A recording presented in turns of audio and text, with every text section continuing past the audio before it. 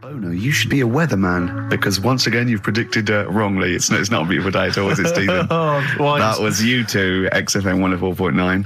Ricky Gervais, Steve Merchant, Claire Sturgis. Claire Sturgis in for Karl Pilkington. Karl Pilkington is on holiday as we speak. Where has he got? Mauritius, was it? Madeira. I think with his girlfriend's parents. You remember last week he was worried they'd never been abroad, and her dad was saying, what's the way to pack tea bags? Yeah. Carl's going, you get him over there. He was going, I'll put him in a jar. He goes, put him in a jar. I phoned him up in the week, just before he went, I think Friday, said, have a nice time. And out Sunday, and he said, guess what he's doing now? What, he said, he's packing margarine. Oh, of course he is. Bless him. My dad does that. My parents always take tea bags wherever they're going. Really? You know, for fear of there being some kind of tea bag drought in France. Yeah. You know? Is it wrong? But I mean, I don't know. Is it because of maybe English breakfast tea you can't get over there? So but you can. Can you though? I mean, you can get peach tips. You know, you tea can is probably the single most popular drink in the world. I know, but what about the fancy foreign teas, your Earl Greys and the like? Well, I don't know. Because I want good English breakfast. Don't bother me with Earl Grey. I don't know what that cup of tea is. It's not tea to me. It's laughable. It's weak. It's pathetic. Do you know what? Earl Grey with a little bit of skimmed milk isn't so bad. Oh, yeah? Yeah. Oh, and is your husband a fan? We've started. It's all off already. All right, we started. It'll go at each other. Sometimes sort of pretending, you know. Sometimes pretending we're not close mates. You know, and friends, you know, all that innuendo and that. Smutty. And I got freaky goggle-eyed thing. Once again, I go too far. I sometimes go too far. I do ruin it when I go too far. So let's be nice. Wow. Let's have a bit of Blur. Ooh. Well, Clever man. The fat man. Blur, Out of Time, on XFM 104.9, Ricky Gervais, with me, Steve Merchant, Karl Pilkington. Steve's a bit quiet, he's got a bit of a sore throat. Oh, a bit of a sore throat. Murder, all week. It's been murder, Rick. We couldn't work all this week I've because been off, sick. Steve's been in Bristol. Karl, you're not impressed? It's just, I don't understand why having a sore throat sort of... Oh, he's done you. Right, what if the sore throat was so painful it was like you've got broken glass and razor blades in your throat? You can hear now that I'm not even speaking from down in the throat, I'm speaking from the very top of it like that, so it sounds a bit weird. But you're right. What? Your hands are all right, aren't they? Yeah, but we talk when we're writing, don't we? I can barely talk. It was agony. I couldn't sleep because it was so painful. Even when I was just lying there, motionless, it was hurting. I just was surprised because we got back off holiday and... called Ricky and said, all right, is Steve all right? And he said, he's had to go back home or something, and he's stayed there because he's got a sore throat. Yeah. I didn't understand why you can't, just go home. I mean, how old are you? What? I don't understand why you've got to be at your mum and dad's when you're feeling a bit ill. I happened to be at my mum and dad's, now I'm talking like you, when this sore throat really kicked in. So I thought I may as well stay and get a bit of the creature comforts of home. Do you know what I pictured though when he told me? See, my parents aren't like yours, Karl. Your father would have popped down to the phone box and maybe looked to see if there were any kind of throat lozenges. Strepsils. Yeah. Whereas my mum phones at the doctor first thing she can. I'm straight down there with my dad. They're snapping into action. They're trying to sort me out. It's a bit like that Ronnie Corbett thing, isn't it? Sorry. That sorry thing. You're right, Karl. Yes, you're absolutely right. It's just like that. Oh, no, dear. it's just because you just went on holiday with your parents. Well, not with mine. No, with right. Suzanne's, and it won't be happening again. So, we'll have more about that a little bit later. Luckily we came in a few times, didn't we? We've been here since about 11:30, haven't we? Yeah, sorting stuff out. Doing a show. What, have you been squeezing his head, or? No, that's strictly between the hours of 1 and 3. We established that, okay. And I've kept the rules, haven't I? I did practice the grip in the week, didn't I? Yeah, just to see what method he was going to use today. Yeah. I came in, I did my back on Tuesday. I was sparring and I pulled my back and I was in agony, and I got an emergency chiropractor out and sorted it out, and I was on painkillers and I couldn't walk the next day, but I still came in and did a voiceover that was booked at 4:30, didn't I? I got Johnny to walk me in because I couldn't sit down, so I couldn't take a cab, but I could be upright, and I had to got him to walk me in because I was scared someone was going to bump into me, and I did the voiceover. That's still the case, isn't it? Yeah, but right, I got back off holiday on the Tuesday, right? First day back was going to be on the Wednesday, right? So I thought, well, I'll take it easy, because you do that, don't you, when you've been on holiday? The first day you just want to sort of... I don't. I'm straight back into it. Well, Yeah, yeah, but it's nice too. Do you know what I mean? Yeah. Just sort of look at your emails, go through all them, work out what people need and stuff. Sure. Doss around, yeah, sure.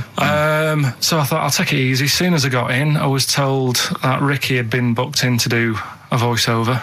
And I thought, can't handle that. Do you know what I mean? On the first day, him coming in annoying me, probably trying to get a week's worth of head squeezing in.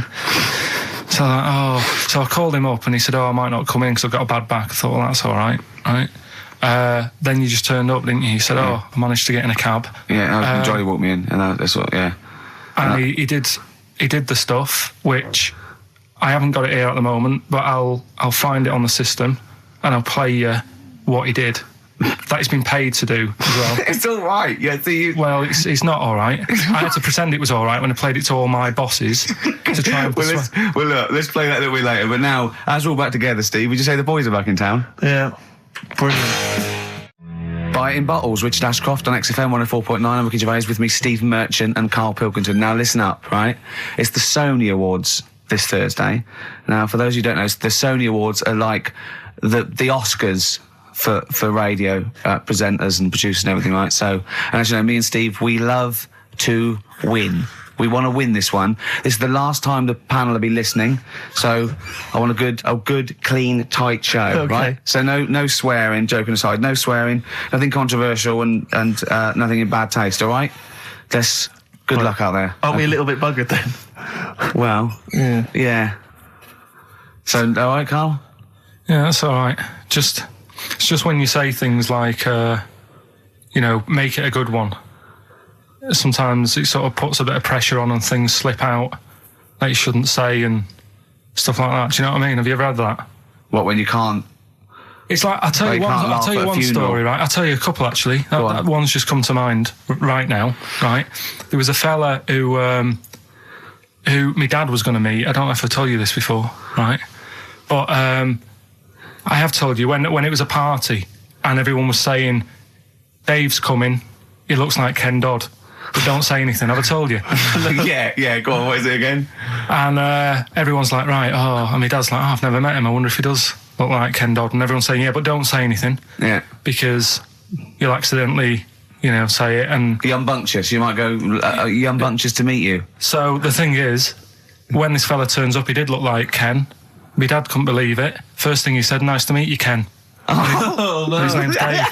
And that's the sort of thing. There was another one, right? At a station that I worked at in Manchester, right? There was this girl who worked in the newsroom, right? And she had a plastic arm, right? Right. And this presenter, nice bloke, he didn't, he's not out to hurt anyone, went up to her, sat down, was chatting for a bit, touched the arm, said, what lovely skin you've got. What did she say? I think, she's probably used to it, so she wasn't bothered. And then, right, this is brilliant. This is a sort of gaff he made on air, right? And like I say, he's a nice bloke, so he meant nothing by it, right? But he does this competition on the air, gets a caller on, right? And he's talking to the woman saying, thanks for calling in and to play, I don't know, what have I got in my pocket or whatever they used to play on the show, right? And talking to the woman, in the background there's this noise, right? Like, like that, right? So he's talking and he goes, have you got a pet parrot? She said, no, it's my Down syndrome kid.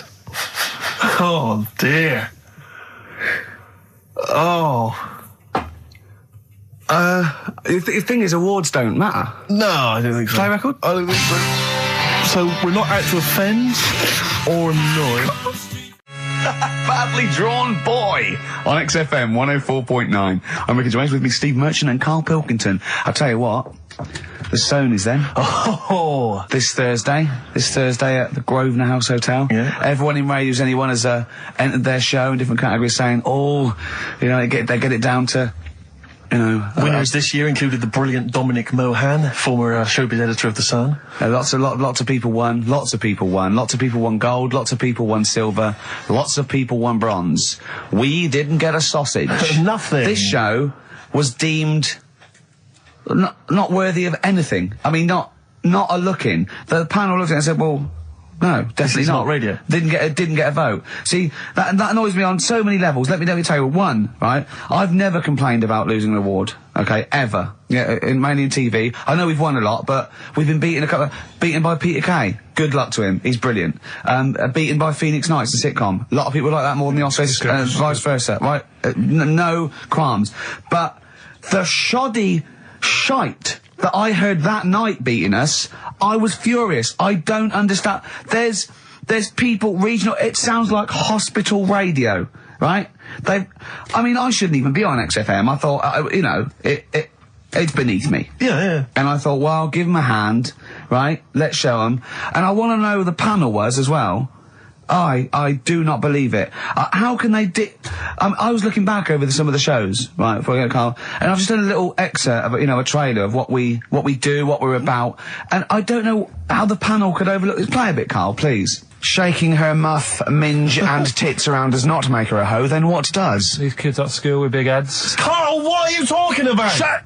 Oh, my name is Holy Fuck. Right, there's this monkey that was on a train station. Right. What if you mean cock to mean penis?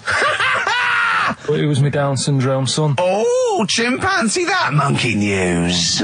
So we've still got monkey news coming up. You're an idiot! You know what I mean? That's, to me, quality broadcasting. I don't know how they can say that isn't worthy. That's what we sent in to the Sony people. They listened to that. How they didn't think that was dynamite stuff.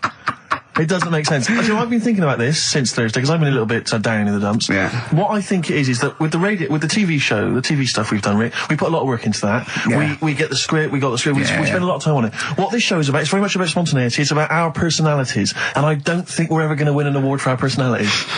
I think that's where we're going. Do you know wrong. what I think? I think that when we're together, we're the auteurs of The Office, and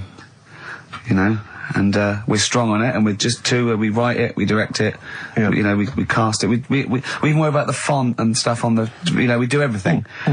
There's a weak link in our midst, I think. On the radio show? Yeah. Right, well, I'm just trying to think what the common factor is, because on the award-winning TV show, Spliss You and I... Yeah, I don't know. Well, I'll tell you what, can we play a record and let me think about this, because there must be something... There's got to be a factor. ...that isn't in The Office that's in this, that means that The Office is award-winning, and this is a pile of shite.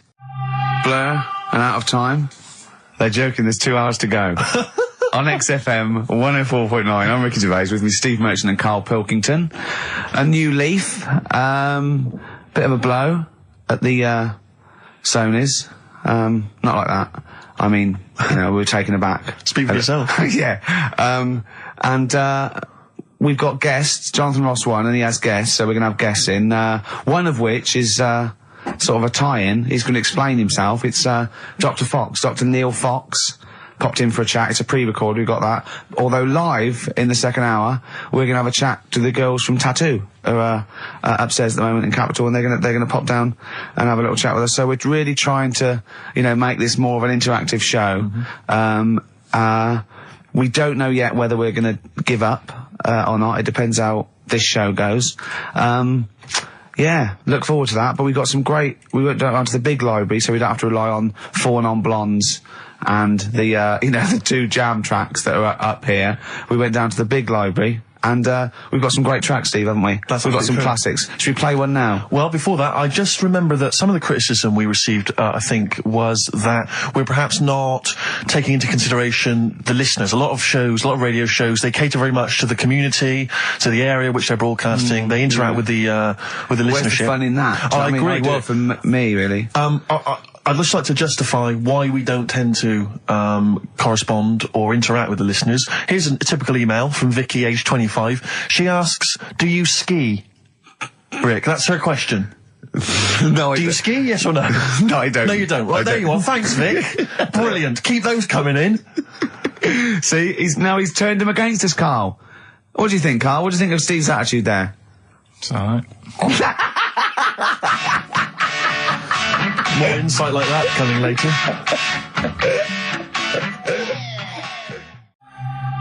Blur, Out of Time on XFM 104.9. I'm Ricky Gervais. With me is Steve Merchant and Karl Pilkington.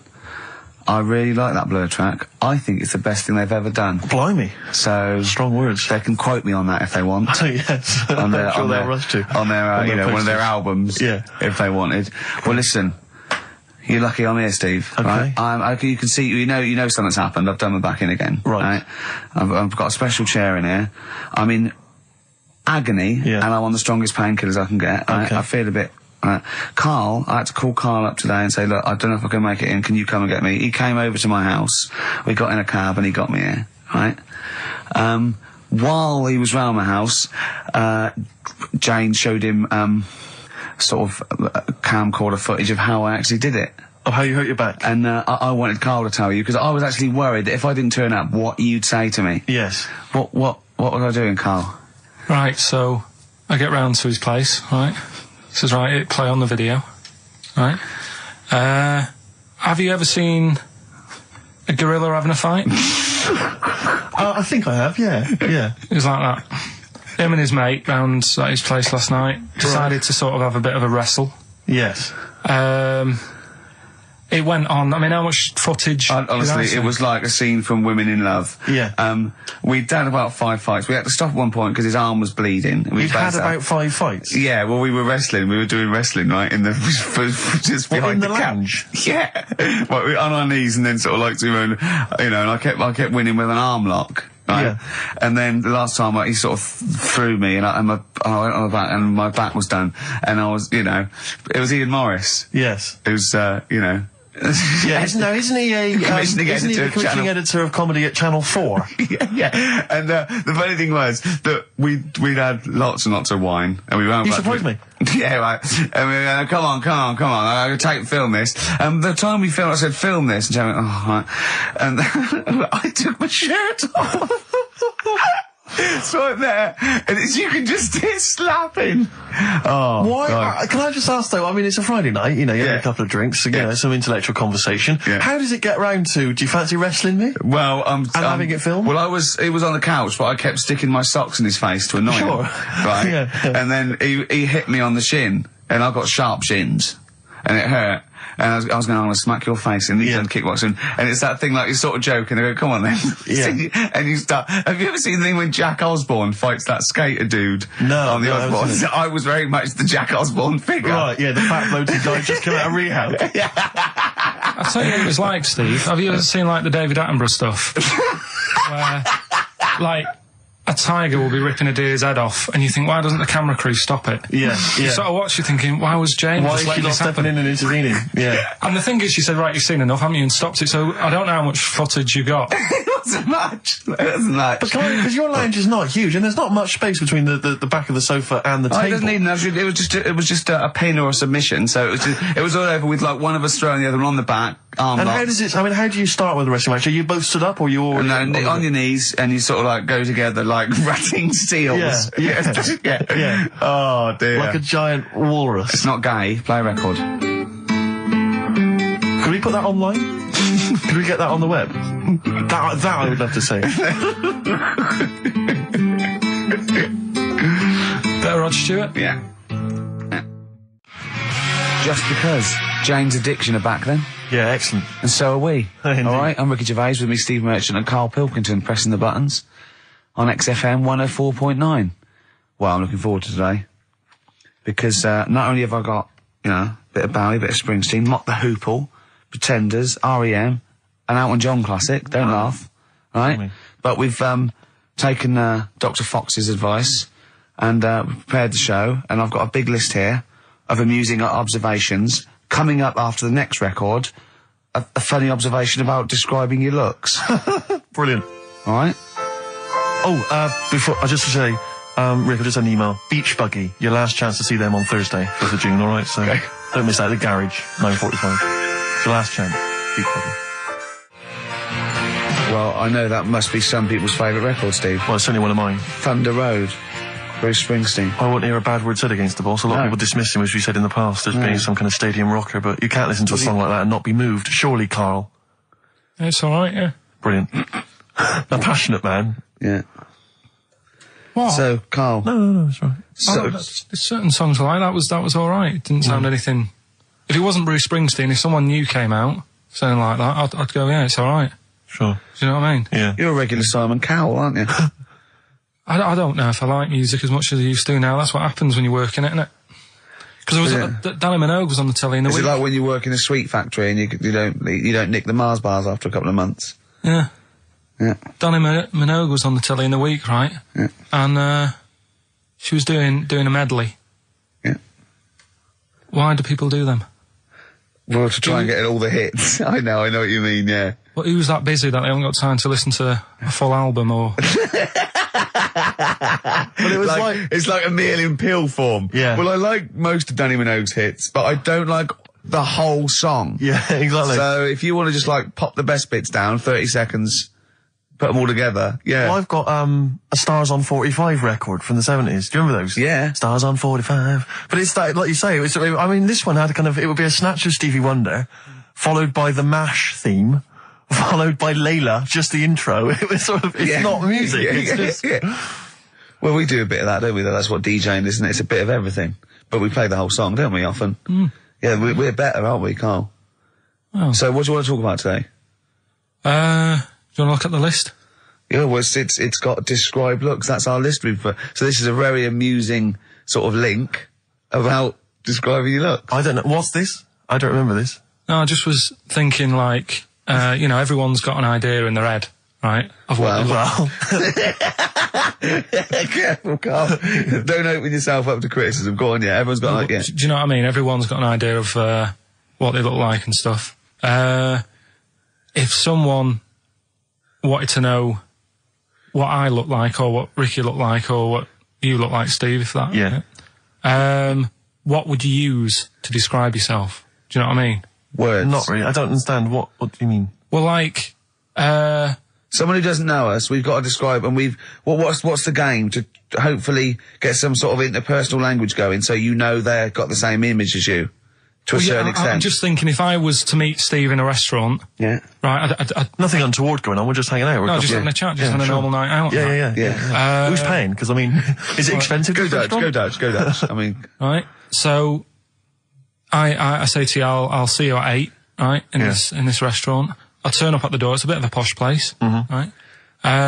So he's Steve Merchant in, and the waiter sort of goes, I don't know. What does he look like, right? And where's he from? Just a little French fella. Oh yeah. And what does he look like? So the thing I'd pick up on first, tall lad. Tall, yeah. And then he goes, we got lots of tall people in, right? And I go, big eyes. Big eyes. Yeah. And then he'd go, yeah, he's over there. I'll be honest with you. I mean, you can have dinner and you can buy me dinner. I'm not sure you're going to get anywhere with me. If you're slagging me off. No, I'm not slagging you off, though. That's what I'm saying. Yeah. I'm just using what comes to mind when can I just... Tall and big eyes. Can I assume that they know, like... Could I say, like, easiest for me I'd say, looks like Reg Varney from On the Buses. Would they understand that? Can I use sort of, like... references. He's 30 odd, this waiter, so he'll... Yeah, so I go, right. Oh yes, it's Reg Varney is sitting over there. Yeah. So he went German towards the end. See, I describe you more, Rick, I think, as... I would imagine, I'd say, have you ever seen that Johnny Vegas on the telly? Yeah. Imagine he was inflatable and he just let out a little bit of air. All right, well at least that's nice. What Ricky would look like. As opposed to like, pumping harder. Yeah. Okay, well describe... Carl I'd describe as, those little red monkeys that you see on wildlife programs, they're in the trees and they scream when they see a leopard or something. I think so. Shave that. Just shave one of those little red monkeys and put some sort of, old sort of Manchester gear on it, maybe. Yeah, you know what I mean? Yeah. An anorak and some baggy jeans. I'd like to see how the waiter would react to that. He's got a picture of a monkey, then he's got a picture he's shaved. So he's got no hair, then dressed like some kind of Manx scally. There go, he's over there. Yeah, he's over there, Carl's over there. That's what I do. Brilliant. So, now coming up the verve, after that, an amusing link about gay handkerchiefs. Oh, really? I'm looking forward to this. The darkness growing on me on XFM 104.9. Oh, it's all going well already, isn't it? Microphones fell apart. Carl's shouting because he got headphones on. His music's turned up too loud. Canfield level. God, it got pre-out. Look at him giggling.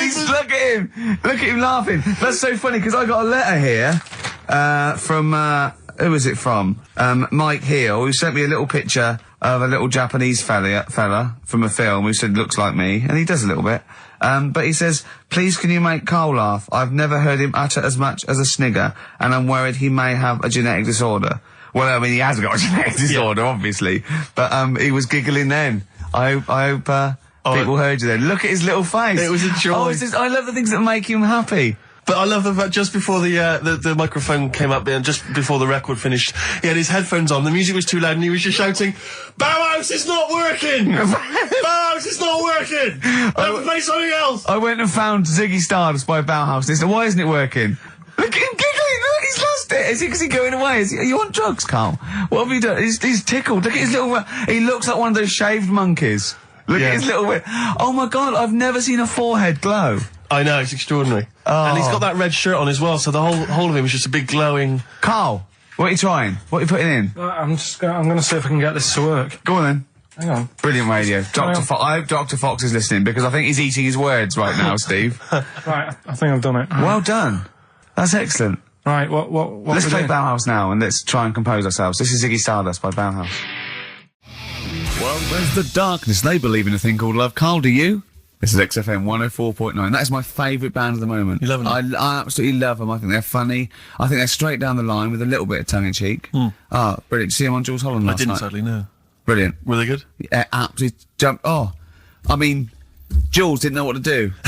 was he playing some Boogie Woogie? They wouldn't let him play Boogie Woogie over their song. That's what I mean. That's why he stayed back. But I can't imagine it was very good. Then. He shook the. I'm surprised you say they were good. Jules wasn't thinking. I mean, I thought. Hold on, this is missing something. Yeah. This is missing someone from Squeeze vamping over them. Exactly. But they did well without him. Extraordinary. Yeah. Well, here we are. Then we're back. XFM 104.9. Carl had to leave early last week, but you stay to the end this week, mate? Or Yeah. Yeah. You don't need another holiday. Oh, he started already. I mean, Steve's made you look like a bit of a twat already, and it's No. only 1:05. But the only reason you don't go on holiday is because you have to spend money. Oh, and he's gone straight back. Well, He's gone straight back. I can't come back to that. Oh, It's just dynamite. It's just absolute. That was Although the searing last and cut to holiday, the chase. last holiday Steve had, he sort of found a third world country so he could live like a king for a week. It was Cuba, wasn't it? Going to Cuba, amazing. You can almost rule the place. If it weren't for Castro, I'd have been in charge. Kind of cash I was flashing around. I mean, they do anything for $1 over there. It's extraordinary, literally. I mean, it's amazing. Yeah. Oh. Definitely. And I went to Kenya before that. So he thought, and the prostitute said no. You were going. Yeah, well, it was $2. I mean, I'm not made of money.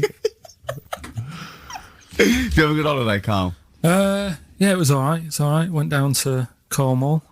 Now, Tell you you were what, going to the monkey some odd sanctuary. people down there, Steve. Well, don't look at me. I'm not from Cornwall. Well, you're from that sort of area.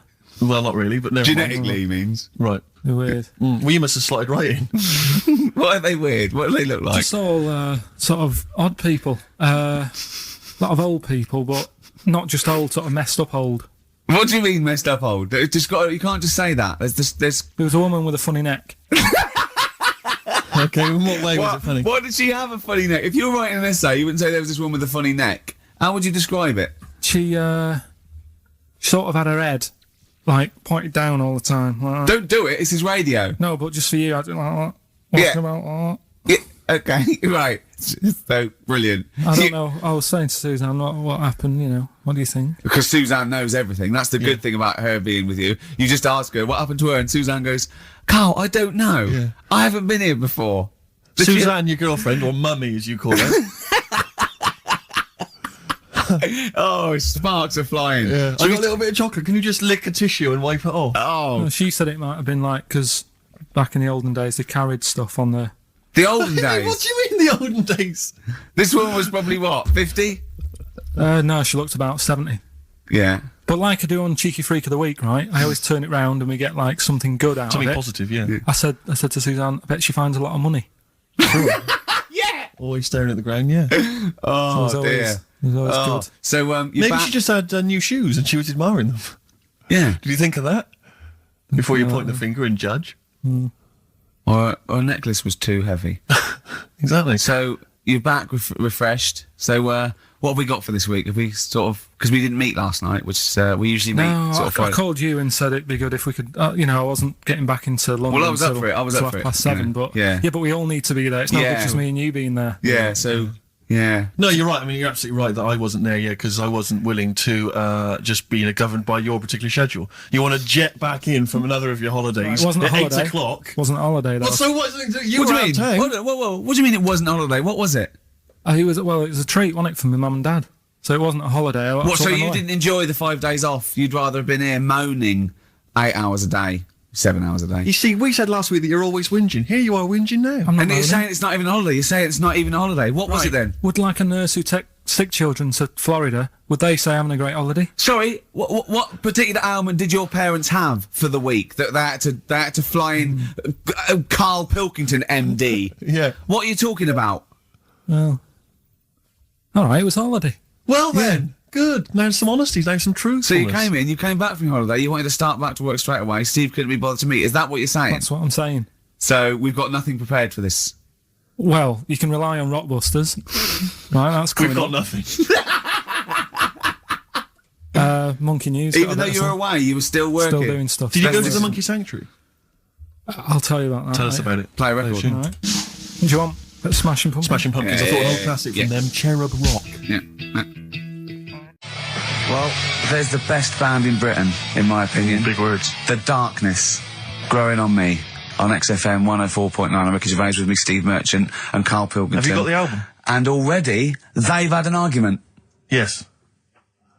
Well, I mean, I don't know whether we need to cheapen the show by discussing it, but I asked for a particular track. Karl is the producer, and he failed to get it for me. He's failed to bring it up from the record library. Completely failed in his mission. He needed to get 2 records, and he failed to get one of them. A 50% error rate there. Yeah, but like I said, I looked in the system. It told me what album it's on. I brought that album up. I'm busy. But, okay, so fine. Fine, you're absolutely fine then. That's no problem. You know, once again, that's a great excuse, Karl. Brilliant. The show has been ruined. It's been partially ruined, but you've got a bit of an excuse. All right. I didn't make a big deal out of it when you said, oh, and whilst you're down there, get us a new 50 Cent single. I never said, while you're down there, get the new 50 Cent single. I asked you if 50 Cent single was lying around. If it hadn't been here, I wouldn't have worried. So I get it, yeah. I did that for you. Right. And then I come up, you say, has it got swearing in it? Well, I don't know. It's 5-1, Steve. I haven't got time. I've been whizzing around. You're the producer. It's the brand new single. I'd have thought it had been lying around in the XFM office anyway. But I don't have time to sit around listening to music. Sure. Well, yeah. Right? I know that you have. Now you've got an iPod that can hold 7,500 songs. I don't know when you're going to get round to loading all them on, but I haven't got the time. Sure. Busy. Yeah. Fine, okay. No, that's a perfect excuse, Karl. Well done, mate. Right. I just hope that I never have to depend on you in a real emergency. I had a bit of bad luck as well. I wanted to play REM, and maybe the listener can help me here. Can you email in ricky.gervais@xfm.co.uk if you know what song I'm thinking of? It's an REM song. I think it's on the album of the last one before. And he says Mulholland Drive and I'm Steve McQueen. That's all I know. I'm sorry, I can't think of the title, so I need the title to look it up, if you know what I mean. I can't put in like that. I can't put in Mulholland Drive. The system goes, what are you talking about? So I need the actual title of the song to look up to find it down in the library. Oh, well, I'd go down yourself if you're going to go down to the library and get that. I wouldn't send Karl, because... Ricky.gervais@xfm.co.uk. But if he wanted to, he did have time, because he came in at 12:20 rather than 5-1. Yeah. So No, I told you about that record that I wanted it yesterday, didn't I? So you had 24 hours notice. So that's not really an excuse, is it? But I did find one of my favourite songs of all time, which is Bones off the Benz album, and it's Radiohead on XFM 104.9. And here it is, because you gave me lots of time Yeah. to find it. So Sure. Yeah. Could have brought it in himself. no swearing in it. Oh, proper rock band. Best band since Thin Lizzy. The Darkness. Well, big words. Growing on Me. XFM 104.9. Bit rash, I think. R. Gervais, S. Merchant, K. Pilkington. With a little bit of that. I know for a fact, that Steve is getting a little bit sick of Karl's attitude. Oh, his attitude's appalling. I quite like it though, because it's straight away friction, and he's sort of like, you know. To be fair, I genuinely don't think I'm the culprit in this. I think I come in and I just ask him a simple request. Yeah. And immediately on my back. Whinging, moaning, whining. I mean, I don't know if there's any evidence Well, it's funny you sort say of that actually, because in a support survey, it came up this week. It's quite extensive. Mancunians take more sick days than anyone else. Mancunians take more sick days than workers in any other city in Britain and Ireland, according to Manchester-based employment firm. Survey by Peninsula found employees in Manchester take 11 sick days per year, whereas closest rivals Edinburgh and Dublin take an average of 9. Liverpool, Newcastle, Birmingham, and Cardiff only 8. Is Reading mentioned there? Or No, Bristol? it's not even in there. They don't take days off. London is only 7. So the point is, I mean, I don't know if you can take anything from it, but if you're an employer and you had a Mancunian and a Liverpudlian and they were equal on everything else, but you really couldn't afford them to be away, Liverpudlian's going to probably be away for 8 days. Sure. The Manc's going to be away for 11, phoning in sick. And So what can you, I mean, just well, the point analysing the is data there, what would you extrapolate from that? I really don't know. I mean, call in if you've got any clues, or email us in if you've got any. I don't know why I think maybe, I don't know, Mancunians. I don't really know many people from Manchester. Well, I only know one, but I know he was off sick because he put on wet trousers and he got a cold, I think. Yeah, well, he just said he was, didn't come in for, he left early as well once. Yeah. But I don't know. I mean, that's the survey, I don't know. I mean, it's evidence because it's statistics, so there you It's go. guaranteed evidence that that's So, proof. any thoughts on that? Ricky.Gervais at xfm.co.uk. I mean, oddly enough, you're from Manchester, Carl. I am, yeah. What are your Funny, thoughts on that? On what? Sorry? On the survey. Wasn't really listening. Sure. What Mancunians take off more sick days, they call in sick. I mean, presumably spuriously. Yeah. I mean, because they've got the same body, they're biologically the same, so... They're obviously making up their life. Yeah, some of the days, maybe they're just the 3 extra they're making up. Yeah, they're moaning. Probably because we work a lot harder than the others, so we're tired, so you're sick, so you need time off. Probably. Seems unlikely. I mean, the Scousers, to be honest, take them on, let them work in your office. But you know how many computers are going to go missing? Right, that...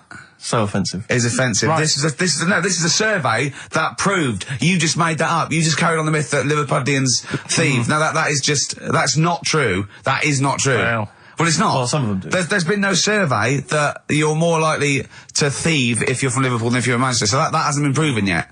So all I've got is the evidence from a survey of, I think, 3,500 people. It's proof that Mancunians take off more sick days. XFM 104.9. This is April Come She Will by Simon and Garfunkel.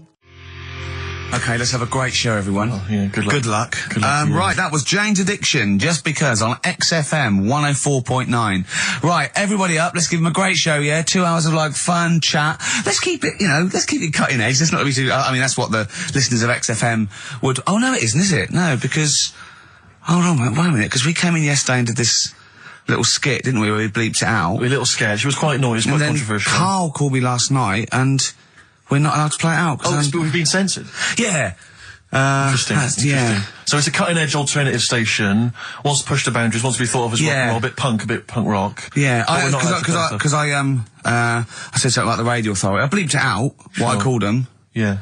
But couldn't do it. Done it before. Censored. Couldn't do it. Censored. Carl agrees though. What's your thoughts, Carl? You agree with that? Yeah, I agree, yeah. Why?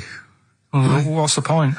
Well, it was funny, wasn't it? And it wasn't offensive. Not really. It's not some of the best stuff that would have ever gone out on this show, but, Right, what are you putting up against, exactly? Cheeky Freak of the Week? Well, that springs to mind. Yeah. Rockbusters? But I mean, the thing is, the things that you have put out there, I mean, we better be really careful. Who's worried about complaints? I mean, it's not just swearing, is it? It's taste and decency and everything. Yeah.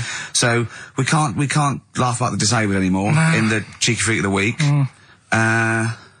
Can't do stories about elderly relatives with genitals looking like a split tennis ball. Can't do your dad putting a child with learning difficulties in a bin. So, what should we just play music? I think that's all it's going to have to be, yeah. Play a record.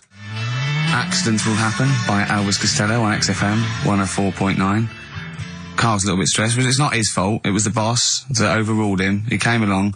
What did he do? He heard you listening to it. Yeah. What did he say? He says, what's that? I said, it's what Ricky wants to play out tomorrow. Yeah. And he said, well, can't go out like that. Too many... But they're all bleeped. We bleeped the swear words. Yeah, but he didn't want it to go out. I mean, you got to remember, right, you came in yesterday to have a chat about what we're going to do. Yeah. One of the topics that I said, let's talk about, which I came up with, was... Let's talk about swearing. No, you said you never had a problem with swearing, which is normally... Yeah, that's right. And then we did the thing about, isn't it funny that you can... The thing about you can bleep a swear word by taking out the vowel. So we were going, so it's the vowel that's offensive, and we did a little sketch around that, and then ended, you know, and he wanted to completely obliterate the word in the end, didn't want to put the thing in that we said about the radio authority, which I think it was valid and wouldn't have got a comcomplaint. Yeah, but at the end of the day, he's the boss, and what he says goes, doesn't it? Sure. So, yeah, I was just going to say, right.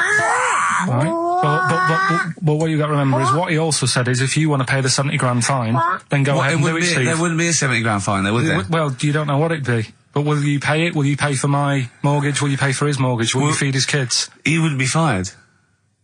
What do you mean? Well, I tell you what, if it's not a fine, we'd lose the licence, then we'd all be fired.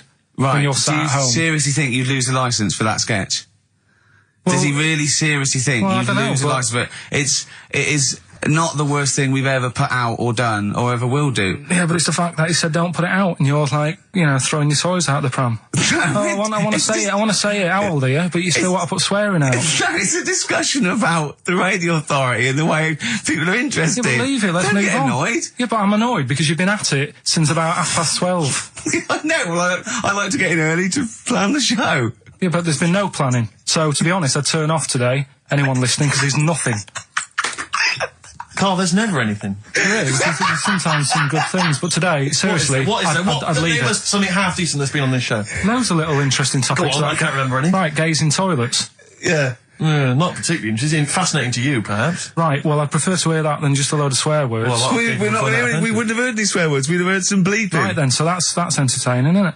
Load of bleeps. It's just because you don't want to stand up to your boss or say anything. Don't get annoyed with us. I'd stand up to her if I agree with what I'm arguing about, but I'm not falling out with him over some crappy thing you want to play out. Don't say crappy. Well, it doesn't matter, because I'm not here next week, I tell you that. I've canned this in. Don't say so crappy. if Andrew is listening, don't someone else say can be here next crappy. week. Play a record. We apologise for the word crap. That's out of order, we should be. Tom Petty and the Heartbreakers, Breakdown, and that's for Karl's behaviour last week. Karl, you seem to be a little bit happier. Last week, I mean, we were worried about you. You sort of slipped into some sort of like weird depression. You played placebo twice, so you weren't concentrating. I know you're going to say that me and Steve were annoying you, but, you know, that's an easy excuse. I mean, I think the listener can make up their own minds. No. It's just like I say, you know, it's like a murderer, right? He might not have done that if it was a different day, if the sun was out or whatever, and everything just happened at once that wound me up. Right, so it was like a crime of passion. You'd be let off because those sort of you'd never put yourself, say, in a position again where you'd have two people trying to wind you up for, you know, the sake of fun and laughter for the public on a tin pot radio station between 1 and 3 every Saturday. Yeah, but you'd never do that again, would you? Last week it wasn't just for the listeners, it was for you as well, between 12 and 1, before we were even on the air. Why? You were winding me up then, do you know what I mean? Having a discussion. It's alright, I'm used to it, so it doesn't matter.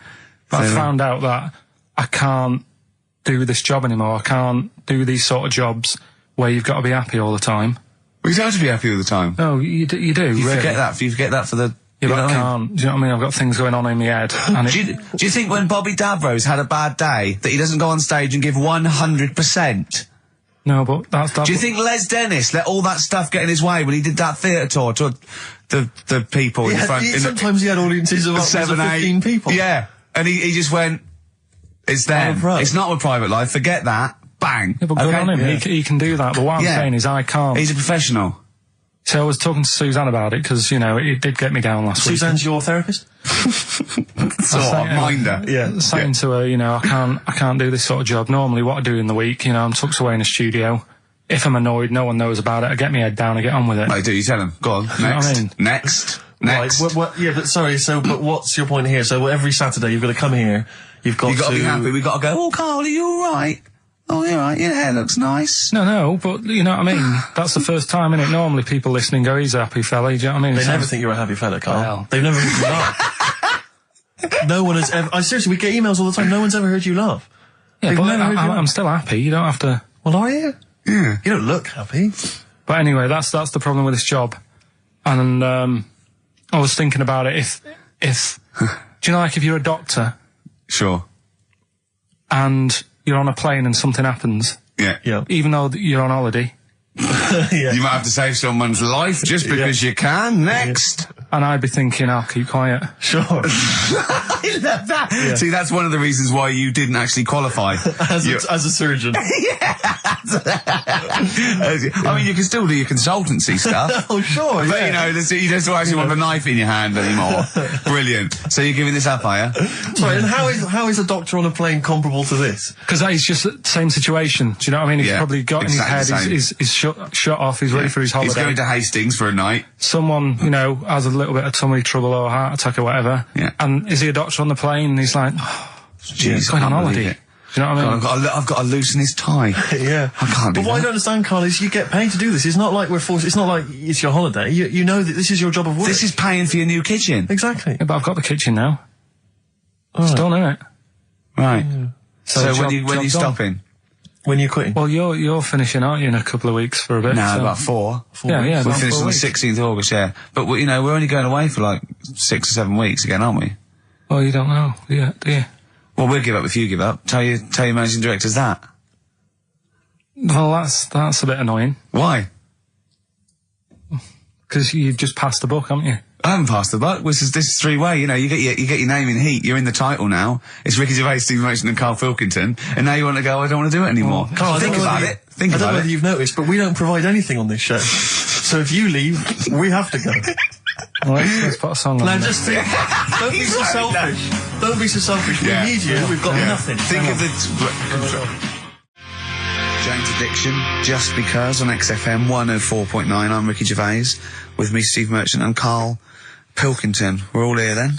Oi, oi. About 1:05. Yeah. Got 2 hours to go. I imagine you've got all kinds of treats lined up, Rick. Well, there's lots of things on the show. Great music, you know.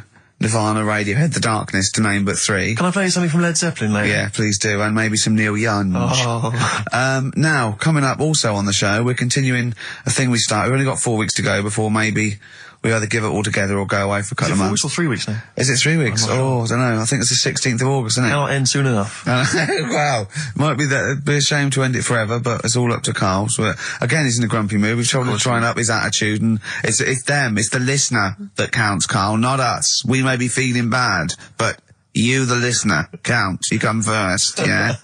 Okay, up, yeah? Big 'em up. Big up London. Big up you, the listener. Karl, leave yourself at home for a little while. Yeah? We're going to continue that thing we started last week. We're doing the list of the most hated people in Britain. It's not us, it's the listener. So we're, keep coming with those suggestions of people you just, obviously, you don't hate them. We don't want a list of mass murderers, dictators and politicians. You can't have them, but mass murderers and politicians, what's the difference? Good point. Good point. Satire. Satire, yeah. No, we're doing some jokes like that as well, aren't we? Satire like that. We're trying to get onto Radio 4. Trying to get on there, yeah. And if there's any kind of amusing show that perhaps takes a sideways look at the week's news, and they need new people. If there are any Radio 4 producers who have been knocking around for about 12 years with the same old hacks and they're desperately trying to get on telly, they want to give us a call. We're not interested. No. We've got bigger fish to fry. So if people that you hate, minor celebrities, people on TV, pop stars you don't like, email in ricky.gervais@xfm.co.uk. And I'll tell you what, then we'll do like the Channel 4 do. Then we'll give you the sort of list of the top 10 at the end, and you can vote within that top 10. I'll tell you the ones out in front. Could we wire up some kind of premium rate phone line so that we make a fortune? We can't afford it. But when you email in, if you could also maybe send us a lottery ticket, then, you know, we make something out of this. The ones in the lead, I'll do in no particular order, but these are the ones way out in front at the moment. It's Chris Moyles, Robbie Williams, Chris Tarrant, Davina McCall. Interesting. I'm sort of surprised at, but I know that it's probably just I think she's just been on TV too much lately. Yeah, that T-shirt annoys me. Big Mother. Sure. That annoys me. We don't care. We don't care whether you're pregnant or not. Loads of people have children. Yeah. I don't care. Get on with it. And Dominic Mohan. So there's but think of your own. There's a lot of people just coming up behind there, though. Graham Norton. He's just approaching from behind. Oh, that's the sort of stuff. It's sort of like we've done satire, we've done innuendo. I mean, he's the king of the double entendre. Well, he's the king of the single entendre, but we can double it up if you want. If anyone... 104.9, this is the sort of things we're available. Go on. I'm loving this. This is going to be good. I'm loving what's coming next. What? If any of the producers of Carry On London are listening and they need some new talent to write some smutty innuendo, I think we're your men. Yeah. Anyway. Karl, you better press the knob, right, to start the record. Spunk. Smutty. Kings of Leon, Molly's Chambers on XFM 104.9. Thanks to Lauren Laverne there for the last few hours. Coming up, we have got some great music, Steve. We've got Kings of Leon, as you heard. We've got Albo, we've got The Darks, we've got Coldplay, Coral, Rolling Stones, we've got some Springsteen, The Smiths. Do you know what I mean? Do you need any more? And with all that, we've still got Pete Skinner with his wacky weather report. Excellent, good old Pete. Hey? Nice to have him back. Good news, Steve. Got some here brought in. It's just a normal soup. It's Rooster's Pride. What flavour soup's that, Steve? Oh, I know you brought that. And it's all it's a genuine article, and it's cock soup. Can I have a close look at that? Maybe there's some more humour I can draw. What, you want a closer look at my cock soup? Just a cock soup. Let me just. It says here delicious, appetizing. 3 to 4 servings. Because you know what I'm thinking of when you're talking about the soup. I'm thinking of innuendo. I'm just thinking of a man's cock. Penises, yeah. Let me just say. It's the darkness. Use Rooster's Pride cock soup as a snack with crackers or toast. Still thinking of a normal knob. An appetizer, again, or a soup base. That doesn't really work as an innuendo. No, that's disappointing. We'll work on that, though. The darkness growing on me on XFM 104.9. Going well, isn't it? I've enjoyed it so far. It's been a bit naughty and everything. Yeah, a bit like, smart. Nothing wrong with that. No. Carl. All right. Having a good day? Not bad. Yeah. What mood are you in this week? What we always mood is trying that? to assess each week. You know, it's a bit edgy. He's got a red head. What's all that? You've got a red head all around the side and the front. What's that? Sunburn? No, I think I'm allergic to having my head rubbed. Right. Right. Now, who would rub your head? That sounds a bizarre thing. Your girlfriend? Weird, isn't it? Yeah. Who's rubbing your head? Well, yeah, but I was squeezing his head, fair enough, and he was screaming in agony. And then he went and made me a cup of coffee. And as he came over, just spilt boiling hot coffee on my legs. I'm all wearing shorts. And he went, sorry. Just like that. It's like a series of Jackass out there this morning. I mean, my legs are burnt. Your head's a little bit red. But apart from that, having a good day? Not bad. I was on the way in today, right, Steve? Walking in? Walking in, always walking in. I get left early and stuff. I like to get in early, get some bits done, that. Yeah. Monkey News, Songs of Phrase. That sort of thing. And living in London, right, there's a lot of shops that open early and stuff. Do you know what I mean? People say that's a good thing about London. Yeah. It's almost like 24-hour city and stuff, right? I'm walking in and there's like, you've got your news agents open. Obviously. Selling newspapers and that. That's good. They've got to be open early. Then you've got your coffee shops, your Starbucks. Have a cup of coffee in the morning. Do you know what I mean? They're doing well in the morning. Then you see like the odd restaurant and you think, well, maybe they sort of got the doors open, but they're preparing for lunch. So you think, fair enough. Yeah. I'll let that pass. Yeah. Carrying on walking down the road. Bondage shop. Open. Sure. About 10:30. Yeah. Busy, was it? There's a couple in. Really? Some good offers. About 10:30 for a bondage shop. I'm assuming if you're into bondage, though, you stock up at any time, day or night. I mean, you don't... Yeah? Well, I assume it... I suppose you get up and you go, I've got nothing on, I need to be a bit tied down. Yeah.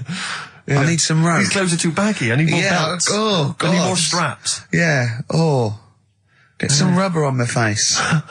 Weird, though, isn't it? What were you doing in there? So just having a browse. But, so a bit worried really, because the things that I've noticed this week like that's probably a little bit small. You've brought your soup in. I just found it out there.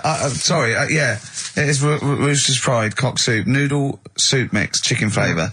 But I mean, do they not know that is obviously just going to be used on the Graham Norton show and Chris Tarrant when he's doing his show abroad? Yeah. I mean, do you know what I mean? Well, how could they call it cock soup in this day and age? I don't keep saying it.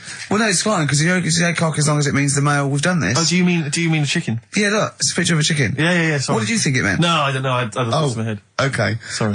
Yeah. But, there's something else that's a bit sort of... A bit blue? A little bit blue, but then it's real as well, do you know what I mean? Well, it's that a problem. excuses it. Go on. There's a programme We couldn't have said the cock soup if we'd made it up, but because it's real, it's fine. Yeah.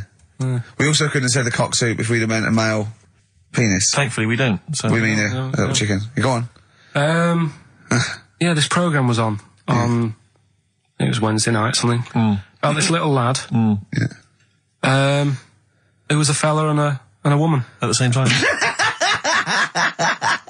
What do you mean? Like a cartoon with a secret identity. By night. What do you mean? He had both by sex? day a boy, by night a woman. He had it all.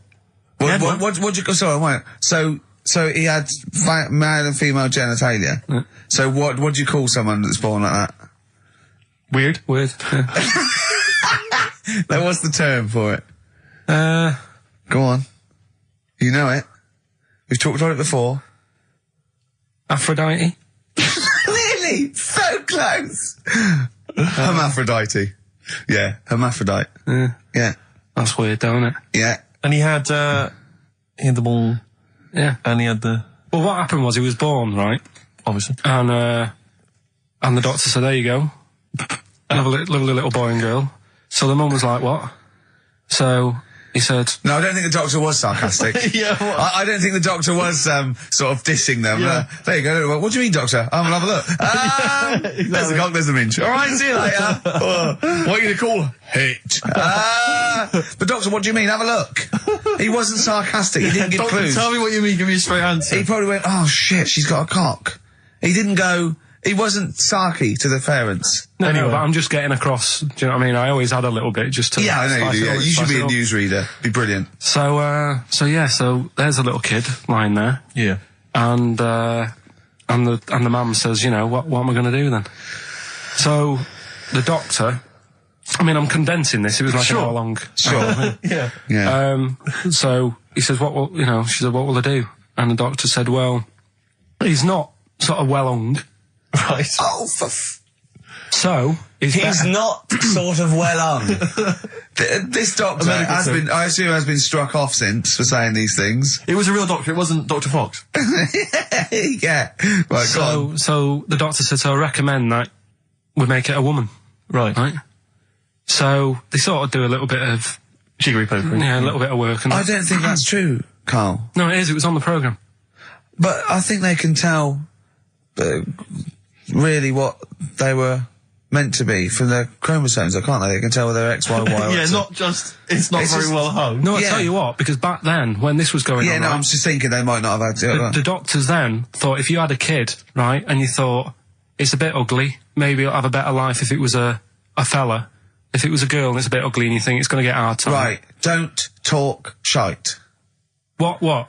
That a doctor would go, right, you've had a young girl, I'll tell you what, she's a pig, let's pop a cock on her. Don't No, talk I'm not saying, shite. I'm not saying that. What I'm saying is, say if you have like I say, a girl, I just think it's harder if a girl's ugly and Yeah. she's growing up, Yeah. she has a harder time. Yeah. Don't you agree with that? If Possibly, Yes, but you don't they change someone when they they... don't. when- No, yeah. You don't change their gender no, because but they're I'm a just bit of a saying minger. what I'm saying is the Elephant Man would have had a harder time if it was Elephant Woman. Is what I'm saying. But listen to me, listen. What the doctor was saying is, if you get a baby before it's 2, Yeah. back then they thought you could sort of say, well, instead of giving it a go-kart, give it dolls to play with. Right, back when? What are we talking about? The Middle Ages? We put a song on, come back to this. Yeah, it's Bruce Springsteen, Atlantic City. Elbow. Alright? Fallen Angel on XFM 104.9. Well, we're back. I'm Ricky Gervais, with me Steve Merchant and Karl Pilkington. Karl's all a little bit, I don't know, he's a bit frustrated. He's sort of a bit sweaty and fed up today, aren't you, because of the heat. It's too much, though, isn't it? He was taking it out, he was sort of wanted to fight. You know, he doesn't usually like to fight. I sort of like lead on him and try and rub his head. Yeah. But today he was sort of leading it. He was sort of like getting a little bit, and if I didn't know better, I would have said it was sexual frustration. Well, I was like watching, Rick, if you don't mind me saying, I was watching, not in that way, just watching. It was sort of like he was going, oh, I want to hit you, and I was thinking, does he want to hit me, or does he want to do something else to me? Exactly. What were your thoughts, Karl? Exactly. I mean, I saw him sort of wrestling with you on the floor, and you clearly weren't enjoying it, but he was really Yeah, loving what was it. that going on? What's the change? Why are you suddenly sort of... Well, what are you trying to say? No, I'm not. I'm just saying it was weird that you suddenly... It was like you were, oh... You're saying sort of a bit gay? No. Is that what you're saying? No, but what was... Suzanne accused me of that in the week. Why? For being a bit gay. She said, I'm sure you're gay. Why? Just because I was moaning about stuff. She said, oh, you're a drama queen.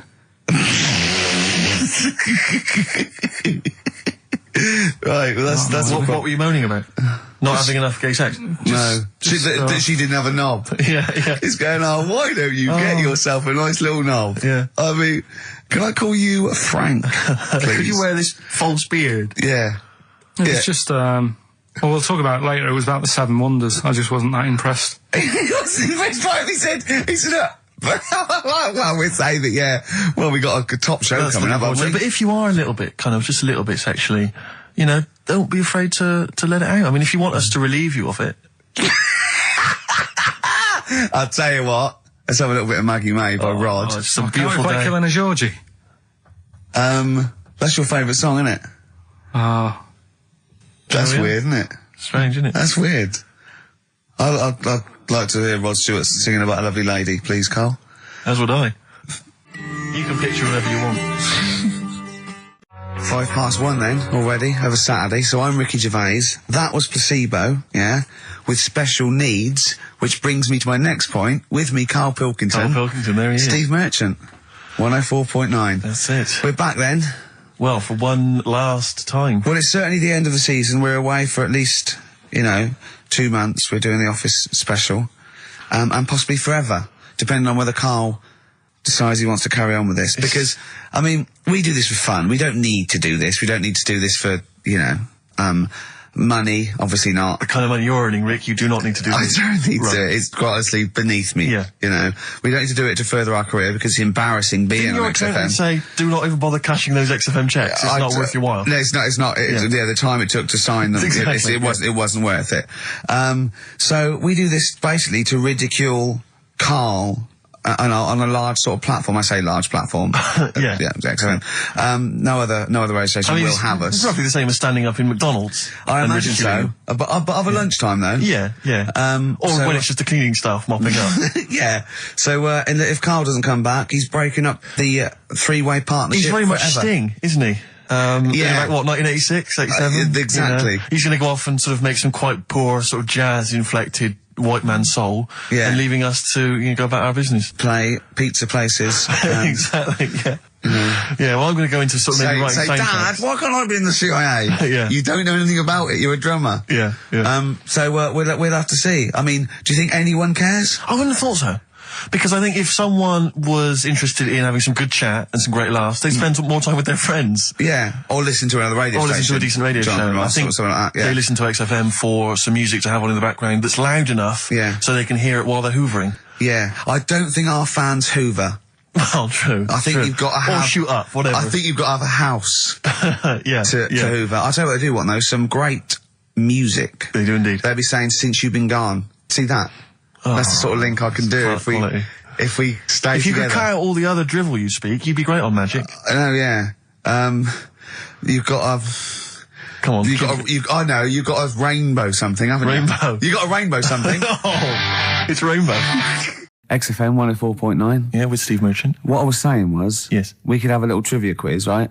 This is how it works. Their phone in, yeah, right, and they'll pitch a question to us two, right?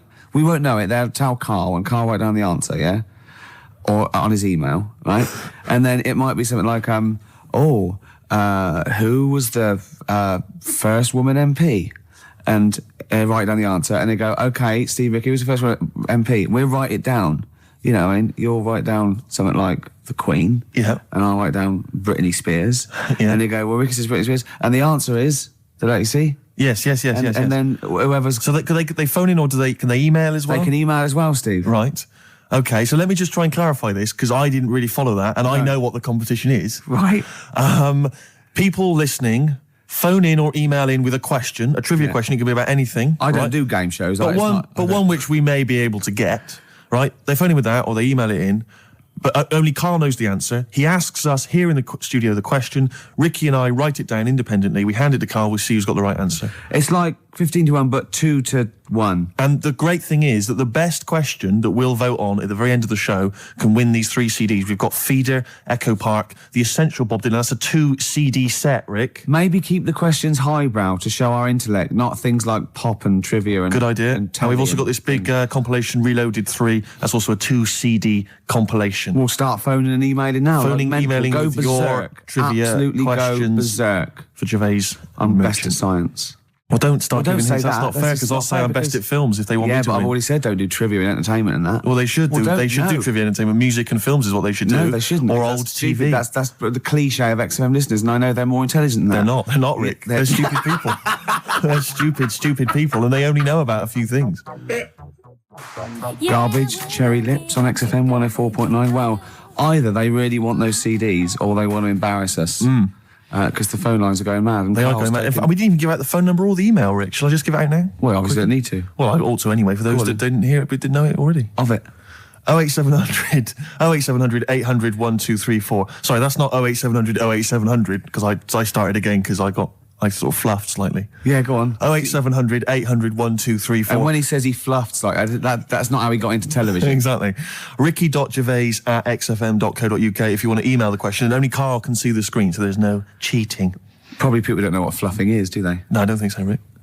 Carl, have you had a question? What, already? Are we doing it now? Should we do it now? might as well. I think we should just drip them in throughout the course of the show. Yeah, you could one dripping them in. Go on. Ask this Right. question. I thought this was a good one. It's from Clive. Go on in. Clive, we got a listener called Clive. Wow. That's all right. Who was the first James Bond? Oh, is Right. this film one? I know No, that. but wait a minute, wait a minute. I know this ambiguity because we've talked about We've talked about this ambiguity before. You see, he might be deliberately embarrassing us because the old myth is that someone played it on radio Yeah, that we all know and love. Yeah. Now, he should have specified, did he mean the film James Bond, the first well, film the thing James is, Bond? can I just say, we won't count this one because the definitive one, I've talked to Glyn about it as well, it's Dr. No was the first one of the team that we know Sean and Connery. love. So Sean Connery's the first screen James Bond. So we agree on that even if we're both wrong. What did he say it is? I bet he said it was Bob Holness who played him on radio in like the 1950s. He didn't say the radio bit, but he said Bob Holness. From Blockbusters. Yeah. And I was drawing a little Blockbuster thing. That's really spooky. That's weird, isn't it? But the thing about that is I'm worried if it might be a myth. It may be Well, a no, myth. I don't think it is. It's that we can't. 1 count point to that. me then. No. Yes. No. Well, you did. Did you know definitely it? Did you know it? Did Yeah, you we talked about No rubbish. Yeah, but well, if we talked about it, did I say it to you? No, we agreed that it was Sean Connery because it just like we didn't count Casino Royale because you said it wasn't by the same team. And Yeah, but that wouldn't have been the first James Bond anyway because that came later in the series. No, Rick. No, no. there's no Don't play way. the music. There's no way. That's clearly a point. You didn't know it was Bob Holness. He meant it was Bob Holness. I knew the answer. 1-0. Well, fun-loving criminals, Scooby snacks. Anyway, it doesn't matter because we both agreed once in a pub that the right answer is Sean Yeah, Connery. but wait a minute. And we Wait a minute, both Rick. knew The that. point's not that. The man phoned in with a question, and the answer the man was after was Bob Holness. Oh, okay. And that's the answer I'll tell you I what, gave. the answer I was after was me. But that's I nonsense, wanted- I Rick. wanted He's me the to- question master, the man who phoned in. That's ludicrous. You to face the facts. You can't say what number am I thinking of.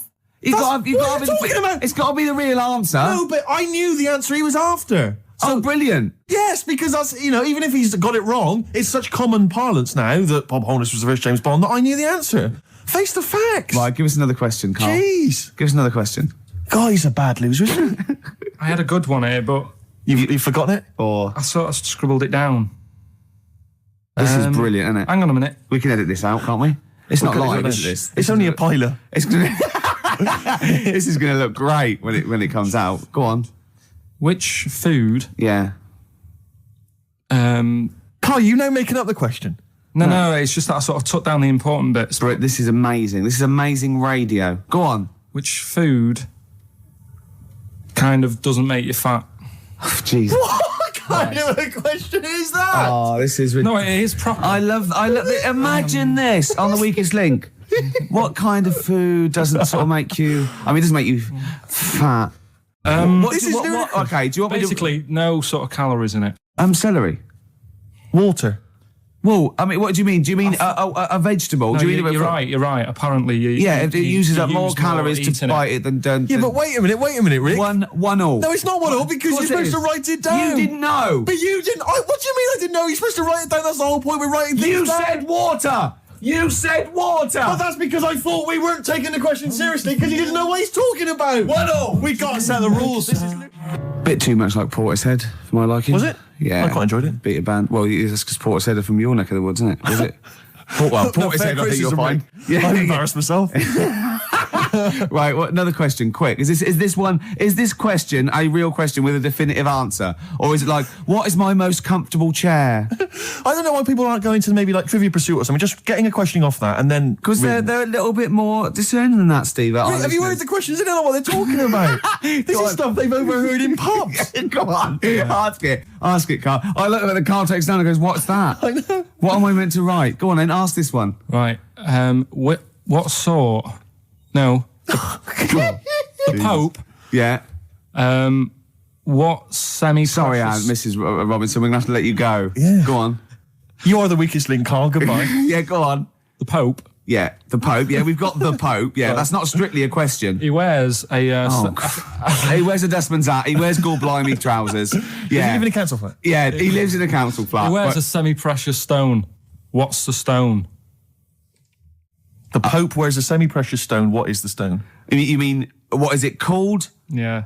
What is it called? What, has it got like a kind of papal name? I think it's like, is it a 18-carat one? So we got to try and get Right. the carrot Yeah. of the Pope's he big calls diamond. it Dennis. He calls it Dennis the Stone. Do they want do they want the type of gem it is, like Or is there diamond, some kind of jade, papal name for ruby, it? or do they want it like the Rosetta Stone, or I don't know. the I can't actually play a record. Play 2 record. Let's not. Where's your head at? Basement Jacks. Right. Okay. Let's get this. Have right. we knocked this on the head then? It's just not happening. Oh, here he is. Look. Here he is. Come in. Hey, look, he's... How have you? Oh, I don't believe that. Oh, that's pathetic. I do not believe that. That's absolutely pathetic. Now, they won't believe this, will they? No. Right, No. if I say that Jonathan Ross just got his massive member out, and he is a big lad, come and sit down. I've got your tickets, Mr. Gervais. Thank you. What's going on here then? I mean, why are you dropping off tickets? Well, because, in the spirit of the Comedy Awards, we like to have the rising young stars of the British Comedy That's Awards. right, and that's me. Well, we couldn't find any this year, so we asked Ricky whether he would sit in the rising young star seat, and I wanted to deliver the tickets personally, so there's no excuses if he doesn't turn up later. Yeah. I always suspected that you were sort of pretty well endowed. Yeah.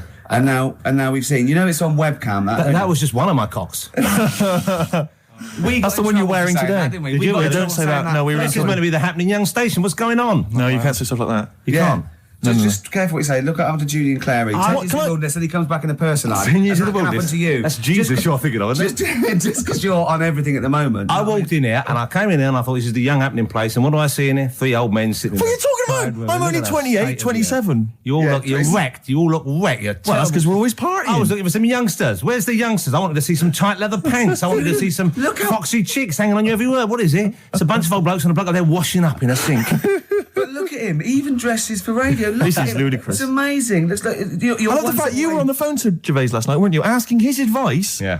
on clothes. Well, look at him. He's going for the man down the DSS. I like that look. That's a nice look. Isn't it? Thank Have you. you got a single pair of trousers that aren't elasticated at the waist? They're maternity jeans, aren't they? They've got a whole panel that pushes The forward. thing is, what I do at the end of the week, I can pop these in a pan and I can make a nice soup with all the food that's encrusted in At them. his years as a homeless coming to the fore there. Look at you, But one why- step away from Lawrence Llewellyn Bowen. I'd like to be that bit closer. But why are you dropping off tickets? Are you a little bit... Because I thought you were married and stuff. Why do you suddenly got this obsession with Gervais? Because I'm a bit rough, aren't I? yeah, it's like when you see Dale Winton out with those rough boys. I'd like to get one of my own. when a top celebrity in a lovely looking suit walks down the corridor with his penis out, Yes. Yeah. I know that I'm still an attractive man. You've arrived. I was inaugurated in the same way. For me, it was Des O'Connor. It's like it's the passing on of the baton, if I may use that euphemism. and you've been battened. But it's fantastic. Well, it is a pleasure. I don't think I'm complacent just because I'm mixed with you. I still wake up and think, I don't believe it. I'm mates with Jono. Can I just point out? Jono. I was listening to the show last week, and I heard you, as always, revealing a little too much about yourself, if you don't mind me saying so. Yeah. Steve, tried Not as much as you. No, but that was just for the benefit of the room. Yeah. And talking about when you used to occasionally urinate in the sink. Yeah. When you were around my house last time, and I came in, and you looked a bit shifty. No, please reassure me. It was more ownership. That Yeah. I was like, I went to my territory, and then other people that come in that go, has Gervais been round here? It's like just marking my territory. Because my coffee the next morning had a hazelnut tang to it that I don't remember putting in. Can I just say something? Because I mean, I used to, mention to you, Gervais, when we first started getting involved in the business. Yeah. I used to say, if there was one celebrity I'd like to be friends with, it's Jonathan Ross. Yeah. Lo and behold, Ricky's befriended Jonathan Ross. I'm nowhere to be seen. But Not Ricky invited told me- round. Ricky told me that I could be his friend, providing I never extended the arm of friendship. Right. to you. Yeah, if you ever... I thought as much. He tries to keep everyone else down he works with, from the office, all the other shows. He tries to keep them down. He said, I didn't even I'm want you to number come one. in. I wanted Yeah. to meet you on the steps. Yeah. I didn't even want to tell him you were around. But you called. He went, who's that? And he saw your name come up and he went, well, can I meet him? Well, you're all coming tonight, aren't you? This isn't Radio 2, by the way. These links are way too long. This is snappy radio. We have to play out... Yeah. You might The be kids have lost lost, interest. But the kids want to hear Coldplay, Catatonia, You know what I like? Faithless. How about some more of that instantly forgettable hip hop you play each week? One of those obscure hip-hop hooray. That's the worst feature on British radio. You should be ashamed of yourself. Wait a minute, I've heard your quiz on Radio 2. I said the hip-hop's had its day. You should get that one. Put it away. Put it away. I'm Carl. Carl, how you doing? I'm all right. Got a question for you. Quiet man. Got a question. Yeah. The Pope. Yeah. What semi-precious stone does the Pope wear? That is easy. Go on. Topaz. Is that the right answer? I don't know. I might have wrote it down. I'm really sorry, Jonathan. It's not what he publicly admits to, but I have to know because I was hanging out with him at the Groucho one night, and he was saying, "Oh, look at this, look at this, look at that topaz. Go and buy that. Look at that. Vatican City. Look at that. We can make a nice ring out of that," he said. Didn't go anywhere, but thanks for asking. I better go. I've got to go. I've got to go and buy some winkle pickers. Thank you very much. Okay. Enjoy Nice to meet it. you, Stephen. Yes. Carl, I wish I could say it'd been a pleasure, but actually it was quite creepy. See you later. Yeah. It's annoying, actually, that Carl never went to the email because the questions have been sent in there. Are they good? Questions, and they've all been sort of neatly spat out with the correct answer. For instance, I might have asked you this if I was the quizmaster, Go on. Rick. How many noses do slugs have? Oh, I Which think is an it's interesting 4. It is 4. Yeah. Point to you there. Let me just see if I can find another one. Who, according to the current issue of Viz, is a cycloptic pop temptress? Oh, don't know. Is it a pun on her having one eye and sounding like? Cycloptic is the clue. There's Yeah. only one pop temptress. Oh, it's Gabrielle. Of course. Yeah. 2 points. Mine are better. He didn't get them. These are rubbish. Have you ever watched a quiz show? Because I can understand the question. They're rubbish, I suppose, aren't they? That gives me a chance to know what the answer is required. Go on. Let me see if I can find another one for you. No, you're never going to get that one. That's too hard. Oh no, that just That just teases you more, Yeah. doesn't it? What's the name of... Well, that's boring, that one. Sorry. There you It's go. beginning to fall apart again now. Here we are. What's the proper name for Big Ben? Is it St Stephen's Tower? You know, it absolutely is. That's 3 out of 3. That's fantastic. Yeah, because the bell named after something like Benjamin so and so works in it. It's Stephen's Tower, and that's the big bell. It's actually, in a weird way, I didn't know any of those. So it's actually quite good that we did kind of balls it up with Carl, because otherwise there'd have been egg on my face. Yeah, but I still won. I just won less. Oh, did you? Yeah, you did win. Yeah. I've already forgotten. I already wiped that out of my memory. Yeah, but hey, Steve, it's not me that's the real winner. It's Neil who asked that question About pubs. and he's got those 3 CDs. Just tell him what they are again. Just Feeder, Echo Park, a compilation called Reloaded 3, lots of great stuff on there, and the Essential Bob Dylan 2 CD. Have you called him and told him? No, not yet. This is such a shambles, isn't it? Because what if he goes out or something? Actually, if he's listening, can he give us a call? That is so lazy. Can't we call him like Tarrant would? I would have That's had his surprising. number. You've not got his number? I forgot. Oh, this is unbelievable. I said get the numbers, Carl. I wanted to go for the Pope one. Carl, do you actually work here in the week? Or, like, did you just, you know, like in a film when they knock someone on the head, put on the spacesuit and go to the moon? Is it like Secret of My Success and Michael J. Fox? You actually work in the post room, but Saturdays there's no one around that recognises you. So you pretend that you're a producer? Yeah. Because you don't seem to know any of the rules. Because I reckon that name's made up. When did I say a producer? When did I say I was? Carl Pilkington is a name that you'd come up with on the spot. No, he doesn't work. No, he's not a producer. He says he works in sound. He works That's what he in says. sound. Yeah. Well, I'll tell you what. Work with this. This is my song for the lovers. It's a beautiful track. I've played it before. I'll play it again. It's one of my favourite tracks of all time. It's Bob Dylan. If You See Her, Say Hello. Here's a little bit of trivia for her. This is the last song I ever played on the old XFM before Wow. they came in and said, "Okay, you can go now." That's incredible. And it Bringing tears to my eyes. lovely. Well, the greatest singer-songwriter of all time. Beautiful. With one of his best songs there. Bob Absolutely. Dylan, If You See Her, Say Hello. She might be in Tangiers. I mean, he's having a go. I mean, if you're going to go to Tangiers on the off chance to try and find her, I wouldn't bother. yeah, You know. but I mean, you know, he's certainly if you're thinking- going to be there, then he's have a look for desperate. her. He's desperate. He's going, well, she might be in Tangiers. Have you checked upstairs? She's definitely not upstairs. just have a look. Well, anyway, that was Song for the Lovers. But because I'm so excited about having such great prizes to give away for the first time, some albums that Carl found, I got 'em. we've got the lucky winner on the line. Hi, Neil, are you there? Yeah, I'm here, Ricky. Hi, you're a winner with XFM. Fantastic. yeah. Do you like Feeder? They're a good group, aren't they? Feed it back. Well, yeah, the kids seem to like him. They do. The kids like them, and then Bob Dylan. He's a great, lovely bloke with a guitar, isn't he? You're working hard, aren't you? I'm fed up with this, mate. Really, honestly, I just don't know what else to do. I come in every week. I try and right. do. Yeah, You have to write a new series of The Office. That's what you have to do. I'm trying, but I've got voiceover work now, so there's more money in that. You're everywhere. Yeah. Woolies adverts. Yeah. Ooh, sorry, I shouldn't mention that shit on the radio. No, it's all right. It's all right. So, Neil, Steve Merchant here. Will you be looking forward to receiving these albums? You've got Feeder, Echo Park, Bob Dylan album, The Best Of, and a compilation. You looking forward to them? Oh, absolutely. You know, I mean, it's going to really lift my Christmas I'm not going to get to go home this year, so that's going to make up for it, I'm sure. Neil, what of those three, which one will you be putting on first? I think Feeder, Echo Park, because the kids seem to like it. Okay. Excellent. Thanks very much, What will you be doing for the rest of the weekend? Are you going to be chilling out? I'm chilling, man. I'm freezing. I'm playing golf right now. That's madness. It's very cold out here. What's your handicap?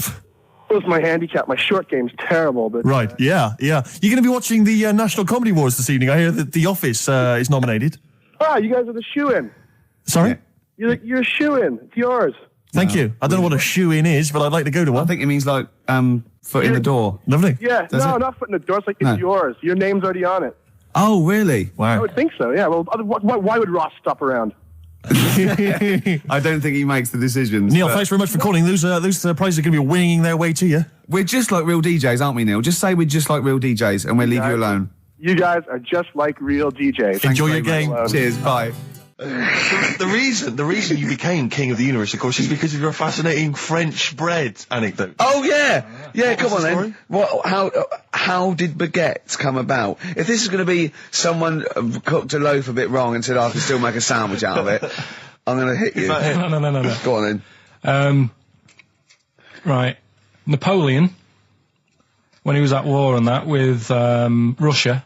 1812, yeah. Yeah, all his soldiers were like, not used to the cold weather and that. So they said, take some clothes in your bag with you because it's going to be nippy out there. So they put all the clothes in the bag. Sure. They were told, it's Napoleon, for Christ's sake. No room for any food. You're joking. So couldn't they make some sort of like sandwich? No, it wouldn't fit because of all the clothes. You had to take extra gear. Sure.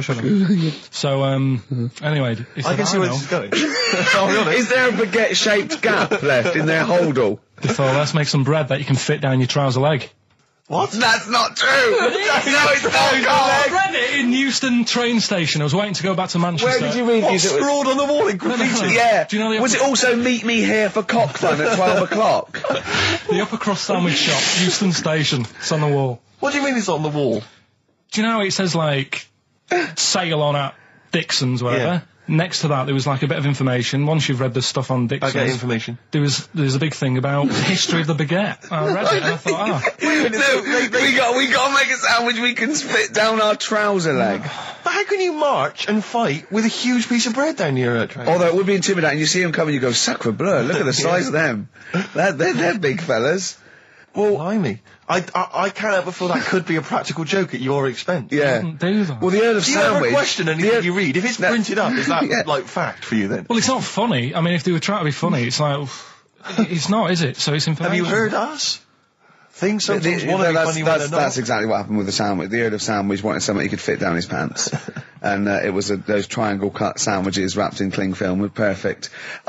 You might be right. You might be right. I am. Because the Cornish pasty, so they could drop it down the mines, isn't it?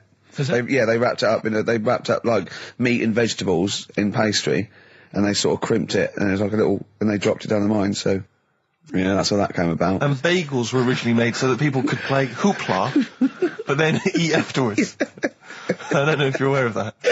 That is true, Carl. Well, anyway, Call my bluff. Is one of them true? yeah, They're all true. They're all true. Yeah. Tell your kids that when you have them. Yeah.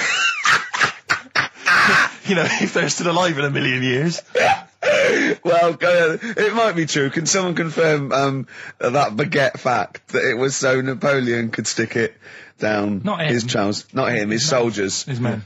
Yeah. Fascinating information. Fascinating bread information, Carl. Radiohead. Yeah, now this is my song for the lovers. It's a beautiful track. It's Let Down off OK Computer. It's one of my favourite Radiohead tracks. It's lovely. Right, set the tape going now if you want to tape these songs. Avalanches, Frontier, Psychiatrist. Absolutely. Well, we've had lots of emails. People, obviously, we inflamed and provoked Well, about actually, I have to say, the Cornish pasty. I've got a couple of amendments to that. The crusty bit, is actually as a handle, because obviously the miners had dirty hands, and they'd eat all the stuff in the pasty, and they'd be left with this sort of crust, and they could throw that away. Also, someone told us that at one end was an apple. So you have a little sweet as well. No dessert. So there you go. You noticed how, like, over the years we've been doing this, you know, way back when we started XFM, no one ever contributes when we ask about the music, when we ask about hip-hop, or their, you know, opinions on that, anything important. But start talking about pasties. Yeah. We've had about 5 phone calls. Yeah. And someone phoned up to confirm. They used to work for Upper Crust, and basically Carl got all excited. So it is true. She went, well, I don't know if it's true. I've read the same sign you did, Carl. Interestingly, there's an email here that says, which basically offers a history of the baguette, and talks about after the revolution, the government decreed that all of France must eat the same bread, and it was up to the bakers to bake this bread of equality. And then Napoleon kind of made sure it was a particular, he kind of set in. Obviously on the bread you can eat anything you find in the garden, frogs, snails, bits of horse, But squid. the interesting thing is, Rick, that there's no mention of sticking it down your trousers whilst going to war. The French have tried to keep that secret for over 100 years, It was only Steve. the upper crust people. Nearly 200 years, that is a top secret. Somehow Euston Station upper crust got hold of a document, left behind in an old sea chest, possibly Napoleon's, could have been Josephine's. Unfortunately, jotted it down. He's kicking himself now. Oh, Secretary, I cannot believe I left a note. If he talked like that. He did. He did that, yeah, he talked English, but in a very funny French accent. We never got the, we should go in a competition who's the tastiest cartoon ever. Well, actually, I threw up Cheetara, I threw up, Jessica Rabbit. I've had some people contribute here on the email. We've got someone here, Dom, has emailed us. He's told us that, for him, Daphne from Scooby-Doo. Yeah, popular choice. And obviously this is one I've never quite understood, Wilma from the Flintstones. I've actually always felt that Wilma, I don't know, I just thought she was a bit... No, not Wilma, Betty, surely. Yeah, Betty. Well, this is what I mean, Wilma, I mean, yeah, Betty, surely, but Wilma? No, I mean, she's quite homely. But Betty, come on, Steve, you wouldn't say no to Wilma. No, I suppose not. Rick, we've got a couple of emails in here, and they're saying they enjoyed your performance over the Christmas period on a programme called 100 Greatest TV Moments. Yeah. Did you do an interview or something? What was the deal? I didn't see this. Yeah, the Office was in there, wasn't it? And I was interviewed for it. But what are they talking about with they enjoyed your performance? Come on, tell me You know, do you? No, I don't. It's the thing that I did on Razzmatazz. Oh, is this where they found a clip or something? Yeah. No, I was in a band and we had one single out or something, and I did one TV appearance when I was about, oh God, and they showed a bit of it, about 7 seconds, me on Razzmatazz. Oh God. Razzmatazz, for those that don't remember, was like a kind of, I suppose, what was it, like a kind of CD UK of its time? Yeah, exactly, yeah. And, oh God. And it was of the time, sort of new romantic. And they showed a clip of this? I looked about 10 and about 5 stone with hair and makeup and girly clothes. My sister actually said I look like Posh Spice. Brilliant. There's a funny story about that, right? Because we were rushed and we had to do this thing, and we were, oh God, and we were meant to take a flight to Newcastle. And where were you travelling from? London? Yeah, but we got there and we didn't have tickets, we were told to be there, but the A&R man overslept. Right, for the record company, overslept, and it was terrible, and we were fretting, and eventually it was too late to get the plane, we missed the plane, we had to get a train, and it was really kind of fine, they were back and forth, going, yeah, if they come now, we can still do it, we're going to miss it, and this was like a big promotional thing, and we got there, and they went, oh, God, right, and I had this sort of like jumpsuit I was wearing that I'd cut off, put that on backwards. A jumpsuit? Yeah, brilliant. I know, Is this what was bad. on the clip? Yeah, I had that on back to front, and there was no time, and I think I even mimed wrong at one point, and it was awful. But the funny story is this, that when we were there, we didn't have our tickets. This was at the airport? We bumped into Bucks Fizz. The guys and girls from Bucks Fizz and their manager, so there's like 5 of them, right? And there's 2 of us, and they had 5 tickets, and Bucks Fizz tried to smuggle us through. And so they went through the things, right, and they went, tickets please, and he just waved 5 tickets that he had, like that, goes, this is us, right, and they went, well, can I have a look at them? And they went, there's only 5 here, and they just looked at us and went, sorry lads, we tried. We were nearly smuggled through. By Bobby. Carol. They couldn't even with their powers, they were the height of their powers. That was like make-believe time. They'd already done making your mind up. I thought if anyone can get us through customs check, it was the Fizz. but even the Fizz What I like could though, not get that us through. reassures me, I have to say, about kind of airplane travel. You know, in these kind of troubled times, it's nice to know that even someone like Bucks Fizz couldn't get, smuggle someone through. That's good, because even, the top security man went, hold on, there's 5 in the Fizz, there's 5 tickets, those 2 lads are not going through. Exactly. Yeah, that makes you more secure about air travel now. Well, it's lovely if I'm in America, and I see 5-star, trying to get through customs. With 2 other lads. Exactly. I think, wait a minute, what's going on there? Yeah. Wait a minute, security guy stopped him, it's fine. It's fine, yeah. There's only 5 in 5-star. Oh. It's lovely to know that. Yeah. I love the fact, and did you know the Fizz previous? Was this your first run-in with the Fizz? No, they were doing the Taz, same as us. They were doing the old Raz, same as us. Did you recognise the Fizz and go, oh my god, that's the Fizz, let's try and sneak in with them, or did they recognise you? How did it work? They wouldn't have recognised us. Exactly, that's what I'm thinking. I love the audacity of going up to Bucks Fizz and saying, try and smuggle us in. Can you try and break aviation law for us? Now, now it's time to make your mind up. We're going to the land of make-believe. I did that and they laughed. They went, brilliant. We'll get you through, lads. Yeah. Just stay tight. I was actually on top of Bobby's shoulders in a long coat. Lovely. Yeah, but Bill... Well, seriously though, I don't understand what their plan was. Like they would have gone, through. It's the Fizz, land through. Yeah. Don't bother checking the... It's like, not one thing even we couldn't even get to Newcastle. Do you think it was wearing your jumpsuit backwards that sort of gave it away? Well, no, but see, I didn't have it on then. I was just in civvies. I just had jeans and a t-shirt then. I didn't even have my hair gelled. I was just like cash. I saw it. I thought it looked all right. Did you? Did you? Well, I mean, for Then you. Tight jumpsuit. Yeah. Cheekbones. Brilliant. Yeah. I had some cheekbones. Yeah. That was the. If anyone else saw it, or maybe they taped it and they've got a clip, because I'd love to see it. I missed it. Well, I'll get you one. If you have it, put it. I'll tell you what. Why not create a website?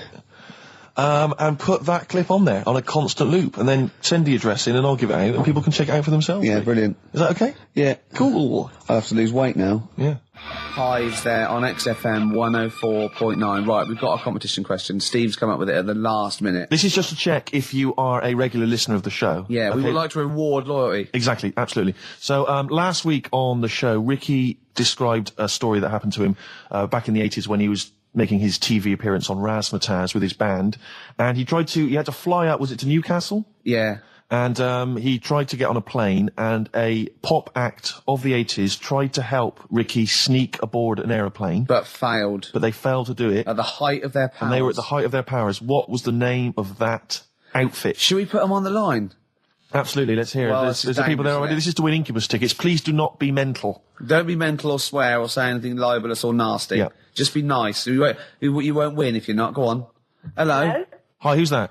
Oh, I've got my headphones on, haven't I? Put your headphones on, Rick. I'll just keep her talking. Oh, no. Hey, how's it going? Hello? Okay, hello. Hi. There. What's your name?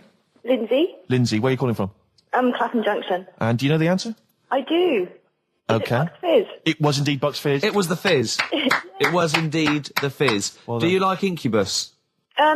Yeah. Right. Right. Oh, yeah, you see, if I was interrogating you, I'd go, you hesitated. Yeah. There's so many people phoning up who are desperate for these Incubus tickets. Please don't make They us are give them to rightfully, you. no, to be fair, they're rightfully yours. Right, I tell you what, I'll have a T-shirt if you give them the tickets. Okay, is that just any old T-shirt, or No. Can we send her a T-shirt? Carl's nodding. you think we can send you a T-shirt? Right, we'll get you a T-shirt. How are you going to do that then, Carl? Because you've got to take her name and everything now. You keep talking a minute. Yeah. This is pathetic. This is wouldn't amazing, happen with Dr. Fox. He'd have it Foxy all wouldn't planned. do this. Can I say as well, it's a bank, there's a train station with one vowel. Yeah, but there's loads, aren't there? He hasn't thought it through. Bo as well, there's many. Listen, Carl, take a note of her number. It can't have been that. I can't remember it. What was it? I remember I tried it the last time I tried it. This is a shambles. And I couldn't work out. Then there was wrong answers. I remember Aldwych came up. Maybe it's Aldwych. What's Carl doing there?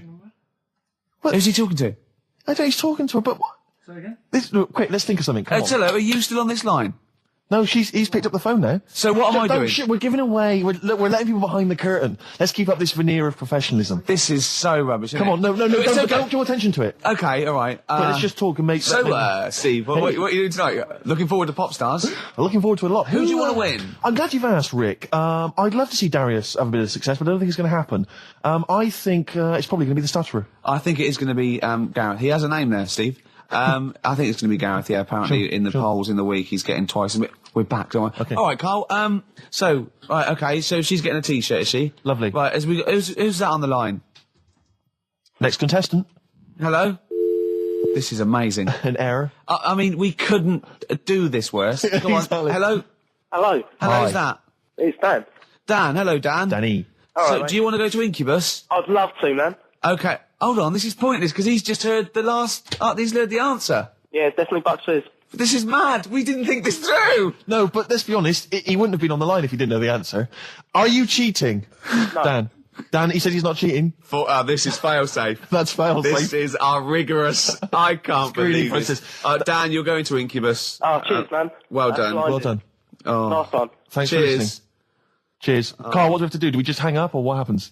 No, you play a song and... Play a song then. You've got his details. Yeah. Oh, Play God. it. He is, He's isn't on he? a different No, plane you to can't us. just say like that. The other week, I came in when it was really miserable. And I said to you, God, can you imagine dying today? Yeah. Because Whereas today you feel it would be a much better day to die because it's bright. the curtains open, sun Sure. shining. It's like... I mean, you'd still be a bit angsty about the dying thing, wouldn't you? I mean, I don't suppose that would be alleviated. Sure. Okay. Well, hopefully we'll still be broadcasting, when one of us reaches that happy moment and we can check. Yeah. It's quite a lot of emails, Rick, coming in about band names. I think a lot of people are going wrong for a simple reason. They think it's funny to have an ironic band name. Yeah. They think it's a bit comical. And I just don't think there's any great bands that have had a comical name that have made it into stadium What filling. was that band? Where's Me Jumper? What were they I called? don't know what they were called. I mean, the obvious example of one that was never going to make it internationally. Splodgeness Abounds? Splodgeness Abounds? No. I like them now. Splodgeness Abounds. Splodgeness Abounds, they were great. Ladies and gentlemen, please welcome to the stage Carter the Unstoppable Sex Machine. USM. These are some of the ones we've had emailed in. These are bands, obviously, that haven't made it so far, and I don't think they will. Ladies and gentlemen, please welcome to the stage The Lazy Birds. Nope. No. Ladies and gentlemen, please welcome to the stage The Paperclips. That's not a real band, That's what is it? someone sent in. I don't know, yeah, but no band name is weirder than the others, and also you grow into it. I mean, the Stones and the Beatles are iconic because they are iconic bands. What you think you'll grow into? Ladies and gentlemen, please welcome Shuttle Rock. Ladies and gentlemen, please welcome Treehouse Casino. I don't think they're gonna... That's just made up. Well, possibly. Well, they all are, But they all obviously. are. But my point is, people say there's Yeah. no logic to band names. But if you think a band name like the Smiths, Great. that's genius. It is, It yeah. sums up everything that band is about. Yeah. The kind of... They're capturing that mediocre world of grim up northness. My it's- favourite, Sonic Youth. Sonic Youth is genius. Nirvana. These are incredible band names. So Yeah. there is some logic to it. Yeah. I genuinely Sonic believe. is It's not just great. arbitrary words. What about The Madness? Cure. The Cure. Madness sounds rubbish, but they're good, aren't they? Yeah, but again, they were never going to be... They were never going to be world beaters. But they were a comical band, essentially. Yeah, they they were were, a but they- knees-up party band. yeah. And Madness is fine for that. But they had some great songs as well, and then it sort of turned it all because then. I mean, Rick, I don't know how many members... Not Home Today is a great song. And This is from an email. I don't know how many members of the band there are in Chimney Factory, but if there's 5 people, who decided? Have they all agreed? Yeah, that's the best name Do you know we what can I come up with. decided? Dell. Right. Well, he started the band and they Yeah. rehearsed around his house. So Dale went, look, it's called Chimney Factory because my granny's doing it. They go, all right, Dale, but it's not. I've got some other. But no, Yeah. it's called Chimney Factory. I own the van and the amps. There's Paperclips gone. There's a band in Leicester called Paperclips. We can't, we just argue over that forever. Anyway, just all I'm saying is think before you name your band, all right? Because it's never going to happen if you've got a comical band name. There was a feminist band called Clitoris All Sorts, which is quite good, isn't Yeah, it? but you laugh and then you just think, oh, Yeah. I'm never going to have that on my T-shirt. Imagine that. Clitoris All Sorts. It's that time of the day now, talking of that. Yep. Song for the Lovers. Sure, it's beautiful. Now, Steve, I will play great old tunes till the cows come home. We got to give them a little bit of Dandy Warhols and Air and Athlete. I know that, and they're great, they're good, right? But, I wanted to play a Cat Stevens song, but I thought I'd better not, because I've, play that a little bit. And we quite like resurrecting old reputations, don't we? People like Elton John who had bad faces, or David Bowie. People whose names now are largely laughed at in the serious or rock people circles. that people might not have considered. I thought Cat Stevens, oh no, Rod Stewart, I thought. Was he Rod Stewart? Many people now are thinking of the leopard hot pants and the ludicrous Do you hair. They're think I'm thinking- sexy and all those sort of old stadium sort of disco things? But he wrote beautiful tracks from Maggie May through, and I thought, hold on, 2 birds with 1 stone. What about a Rod Stewart song written by Cat Stevens? Wow. Is there such a thing? The first cut is the deepest. Let's hear it, Rick. On this album as well is the killing of George. Georgie Part 1 and 2, remember? About the gay bloke. Georgie Boy was gay, I guess. His favourite song. Carl's favourite song, right? And I was going, oh yeah, I remember that, yeah. I said about, and I said, did not intend to take his life. He just pushed it when he gets mugged and killed. Do you know what he said? Go on. I was sitting outside, I was singing, he went, well, as I said, they go out too late. They go out too late? He meant gay people go out too late. He went, no, they do. I went, what do you mean? He said, well, they're always out, they go out when people are coming home. He said, if he'd have been in bed by 10, he'd still be alive today. That's a sobering lesson. And he went, Carl. there's one that works here and he's shattered every Monday. Oh, if you're gay and you're listening, just be in bed earlier. Go out when sensible people go out. Yeah. You're right, we're not on the continent, Carl. If you're gay and you're not in bed by 10, go home. Yeah. I don't get it. First cut is the deepest, Rod Stewart. Song. It's the phone. Answer it. See who it is. Can you give us a second, listeners? Just amuse yourselves for a moment. We're Who just is it? speaking to Carl's just on the phone there, speaking to someone. We'll just keep you abreast of who that is. is it? Time. It's 10 to 3. Wants to know if you're doing a live show somewhere tonight. So just a private call now. Asking Ricky. I am, yeah. Later. But Ricky, of I course, don't want to has say it appeared now. recently on television. I don't mind one person now. I Hits don't want it to from get the out office, and often performs live at different venues around the country. So while those two take care of business, all right, guys, have you finished that private call? Yes. Jeez, that was outrageous. Star Sailor and Poor Misguided Fool. With me, Steve Merchant, and Karl Pilkington. The K-Man, round of applause for K-Man. Yeah. But no one's announced who you are. Ricky Gervais. Ricky Gervais. It's XFM 104.9. Saturday afternoon. If you didn't know that, I don't know why I mentioned it. That was stupid, really. You must know that by now. Well, we've got some great things coming up. We have haven't indeed. We've got songs and chat and things. We'll also, of course, be running through the white van man questions from the Sun again, but this time Carl will be answering them. I'm looking forward to that. Yeah. Can we do that fairly soon? Oh, there's some good questions this week. Yeah, we will, but as I was coming in, there was like a bunch of posh lads, I think university students, trying to get in, because they're doing one of those scavenger hunts that they have to get points for charity and do stuff, and one of theirs is get on a live radio show. Right. So I sort of felt sorry for them, so I said they could come on here, just for 5 minutes. Who are That's they? all right. They're just, Are they toffs? they are sort of like toffs, but they're trendy toffs. They're obviously... Trendy toffs? I don't know Yeah. what's that. Is that like Lady Victoria Hervey? Is she a- No, I don't mean that, no. They're both sort of like that, Will of Pop Idol. Right. They're like him, sort of like trendy but posh. Okay. They seem nice enough, and they're doing it for a cancer charity, and they just get... They got, for what is it, like they got their sponsor to do various Exactly, I charities? don't know quite how it works, but they're gonna come on and, because we get, for coming on this live radio show, they get 17,000 points. Right, good. If I can put that in context, Yeah. if they were to say to help deliver a baby, they only get 7,250 points. But it's much easier. It is. There's lots of women just Happily gonna let dropping a couple of sprogs posh all boys. over the place. You can't get on a live radio show these Exactly, days for love nor money. That's true enough. You know what I mean? Yeah. So When are they coming in? Carl said they're going to just... 1:30. I had a word with them. Okay, what did you make of And, them? They are posh, Really? but they said they're going to wander about and go and see if they can deliver a baby and that, and then come back here for 1:30. And I don't know if it. I hope they don't leave a baby sort of half out. You know, if they've got it. You know, they're push. Sorry, we're gonna have to shoot off. We've got to go Yeah, and see. we've got to play an instrument in a marching band for 8,500 points. Well, I did say be here definitely at 1:30 because I don't want you getting in the way of the white van questions. And the other thing is, right, they get 7,500 points for delivering a baby, but they get 9,000 points if they cut Peter Stringfellow's hair. Well, he's very precious about his hair. It's a more delicate operation, isn't Absolutely. it? There's more that can go wrong. That's true enough. Take an unconventional animal for a walk in a park. What is an Unconventional animal? I think that could be a dog that just doesn't play by the rules. Yeah, that's a dog that's into Slipknot. Yeah, that wheeze in a urinal. Yeah, exactly. Standing up. Exactly. Yeah, well, I'm looking forward Well, to yeah, that. I'm sure they're lovely guys. Good luck to them. Yeah, we'll see you later. Well, we're back, and there's a few more people here. Absolutely, well done. Yeah, yeah. Well observed. Yeah. Do you want to say hello? Hi, guys. And what are you doing here? This is Mark and James, or Sco and Belch, and we're here. Sorry, your names are what? Sorry, say the last bit again. Or what? Sco and Belch. Sco and Belch? Yeah, that's right. Do you want to explain that? No. No, from the drinking story. games, I imagine. Yeah. We've got Oh. worse names than that, but it's radio, so. Sure. Now, you're presumably students? We've just well, we kind of graduated. We've been in work like about a year or two. And what do you do? I work for a management consultancy. I work for a distribution company up in Birmingham. Well, okay. So, Now, what you're doing is a scavenger hunt, and you're raising for cancer charity. Cancer research. Right, and you've got to do, and this is, we're just helping you out here because for 17,000 points, you have to get live on a TV or radio show. That's exactly it. So here we are. That's why we're here. Yeah. Do you ever listen to XFM? I know of it. Yeah, I listened to it a few times. Sure.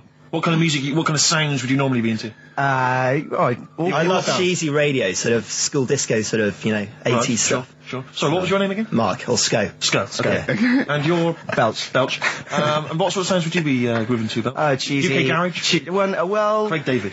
A bit of house just very occasionally. A bit of cheese. It depends what kind of mood I'm in. You know. Now you don't listen much, but I mean, kiss a celeb because Karl. Yeah, we actually want to do that with you, Ricky. Is that all right? No. That's not going to happen with Ricky, but Karl's now got his name mentioned in Heat magazine. Is that right? Well, that's if you want to brilliant. snog Karl, we'd love to see that. I mean, we don't want to snog Karl, but I mean, we were thinking if there was kind of a female presenter here, we might be able to do something. But What are you saying? A female placenta. well, if you've got one. Have you seen some of the female presenters that work on XFM? Oh, placenta. Is that why they're on radio? I thought you said placenta. That's unlikely. I know. Well, now what's the other things you've got to do here? So what are some of the things you've done already? Well, See, some of these worry me, like start a fire in Pudding Lane Oh, we've done that already. for 4,700 points. Well, I'll tell you what we have done. We've been on Phantom of the Opera stage already. Have you? Yeah, we just asked the stage door guy. And, That wasn't during the show, I see. No. And that's right. He actually mentioned that we shouldn't speak about that too. Otherwise he'll get sacked. But he was really kind to let us on. We've jumped in Trafalgar Square water with doing a sort of Friends impersonation, so that was Right. How many points pretty did you get cold. for that? We got 2,000 points for that. We got Right. 8,000 points for being on the stage at Phantom of the Opera. Yeah. And we get double that. We get like 18,000 points, which is almost the maximum for being here right now. Really? So that's well, absolutely great. I wouldn't worry about the little things. I'd go for the big. Yeah, that's it. We're not interested in the little stuff. We want to go for the big stuff. Yeah. So what were the big ones are, get on stage with S Club 7, that's not going to happen, is it? When have you got till 6 today? Well, S Club 7 are on at the London Arena at about 2 o'clock, so... Good luck. Okay. But I think it's going to be very, very difficult to get on there, but we never I know. think so, yeah. Get in the vaults of a bank. Yeah. You got See, any some ideas? of these are bordering on the illegal. That's 20,000 points for that. Like getting a cage at London Zoo. Don't do that.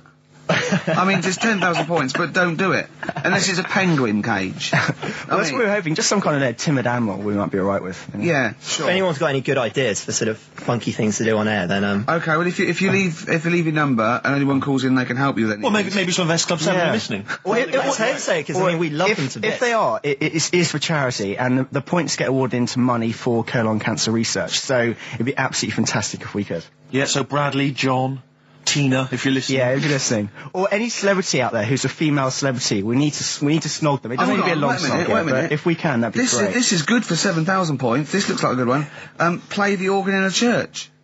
That must be easy. Is that a metaphor? Yeah, but you know what church people are like. It says the bigger the better, so it might be. That's got to be euphemism. Yeah, it's got to be, hasn't it? Yeah. Well, thanks very much. Good luck. Good luck, guys. Guys, Get thanks an very much. Thank you very Frenchman much. standing outside Les Mis looking Miz. That's going to happen. That's good.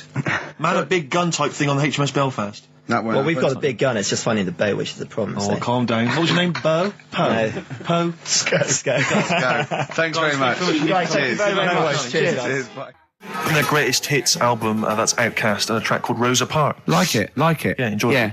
Now, we just had a call from someone impressed by Karl, and Karl's very pleased because this guy has actually done a PhD on Che Guevara. So in theory, whatever subject he chose, in theory, he's probably one of the experts in the world on this particular field. Now, hello, are you there? Yeah, I'm here. Hello, what's your name? My name's David. David, now where did you do your PhD? At UCL. Did at UCL, mild college. And what was the actual title of the PhD? It was Che Guevara's influence on class struggle in Europe in the 60s.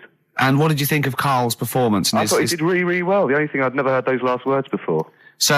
So Karl actually knows something you don't know. Yeah, possibly. Although you presumably not take that as verified information. You probably wouldn't take everything Karl said as gospel. You'd probably look it up yourself, would you? I probably would have a look, yeah. Did you know about babies' eyes? Sorry? Did you know that babies' eyes don't grow? I didn't know that. You see, that's why you shouldn't take Yeah. things Karl says as gospel. because it come out with something, vaguely intelligent, and then say, "Did you know about babies' eyes don't grow?" Any questions that you'd want to test Karl on? Any thoughts? Anything he missed there on the history of Che Guevara? I think he did really well, and I think he should be congratulated. Because Karl has problems with understanding why people are interested in history, and even though he's been reading these books, he keeps saying, "Why does anyone care about history? Why is it important?" What would you say to Karl? I think he should maybe then look at who Che Guevara did influence and why he still influences people today. Yeah. Well, he knows that he influenced Citizen Smith, and he knows that if McDonald's ever wanted to swap Ronald McDonald for Che Guevara, it would cost him an awful lot of money. So he is trying to apply it to the modern world. He is having a go. Well, maybe you should think like why Rage Against the Machine have him on their T-shirts. Good point, Karl. Why do you think of that? Why do you think they have him on the T-shirts, Karl? I don't know, maybe that was a design of the T-shirt. Maybe they wanted another T-shirt. Maybe they wanted Ronald McDonald. But didn't have any in. Sure. And they said, we'll have that one there then. Well, thanks very much. Just before you go, do you think Karl would be an interesting subject for a PhD? Yeah, very much so, yeah. Okay, well, if you're not... Well, hopefully one day you'll become a professor and you can maybe set that as some coursework. I could do, yeah. Karl Pilkington. Imagine that. Cheers, Dave. I'm having an MA in Karl Pilkington. Thanks very much, Dave. Okay, bye. Cheers, bye. That's good. My teachers never did that. What, encouraged you in that way? Never said well done. So, really? Yeah. But you never showed up. Yeah, you had to be in the same room, They were really. too busy saying, "Who are you?" Yeah. No, but Mrs. Matthews, me head teacher. Oh, let's not lay into Matthews again. Not Matty she Matthews. said, Not never- Grimble Matty Matthews. I'd we used to call never her. be a high flyer. If she could see you now.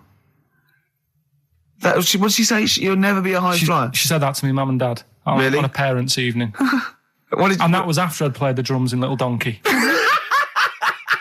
She clearly didn't know what she was talking about.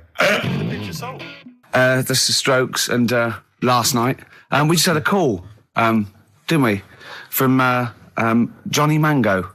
Oh yeah, Johnny Mango, yeah. Yeah, old the Mankster. And he informed me that one of the Wurzels is dead, and I didn't know that. Yeah, Adge Cutler, who was the lead man, I think. Yeah, he said he died the most rock and roll death you can die. He said he was apparently driving on a terrible cocktail of cider and other things, presumably. Yeah. Apples and jams. Yeah. And he crashed into a tractor. And I wonder, is that true? JM's not winding me up. Yeah, I hope the Mango Boy's not having a laugh at me. Is that true? One of the Wurzels died by tractor. Is that true? So give us a call. What's the number again, Karl? 08700 800 1234. If so, I'm sorry that I disrespected them. I didn't know. Table 60. Lisa Tarbuck. That's Corner Shop. Lessons learned from Rocky 1 to Rocky. I love that guitar. That's great. It's real glam rock. That's T-Rex and Bowie. I was going to play some from Ziggy Stardust today, but instead I brought in a different album. I want to play a bit of Bowie. Is that all right? Oh, of course, yeah, always. Yeah, a bit of Beatles. Still to come up, by the way. We with the education of Karl, last week he did Che Guevara. He did very well. Yeah. Before that, the week before that, he learned all about Rasputin, didn't you? And this week you've been studying Hitler, haven't you? How does that go? How do you reckon that? It's a bit tough. Okay. I mean, I'll give you the full story later, Steve. Do you know much about him? No. So, they're all linked. All these stories I've been reading, they've all got a similar sort of thing going through them. They're born, they have a bit of a tough upbringing. Things aren't going well, and they seem to take it out on other people. Okay. But I'll tell you more later. Okay. Yeah, I don't think you can... I mean, I don't think Hitler and Che Guevara... It's the same thing. Che Guevara, when he was a kid, had, like, asthma, right? He wasn't an happy kid. Hitler, he only had one ball. Well, I was trying to find about that. Yeah, seriously, he phoned me up in the week. I said, how's it going? He went, I've just skimmed it. I was looking for the testicle thing. Now, I don't know if they left that out or it's not true. Right. He was trying to look up that Hitler has only got one ball. I think they only did it to wind him up. Because it's like, you might be taking over the world, but we're all saying you've only got one testicle. Sure. And it's did you look in the index and it's sort of Hitler, Adolf, family life, early childhood, testicles, absence of? Sort of skimmed through because one of mother brackets other. Yeah. Albert Hall. Yeah. The only thing I could find was at one point in like when he was trying to run the place, there was a meeting going on.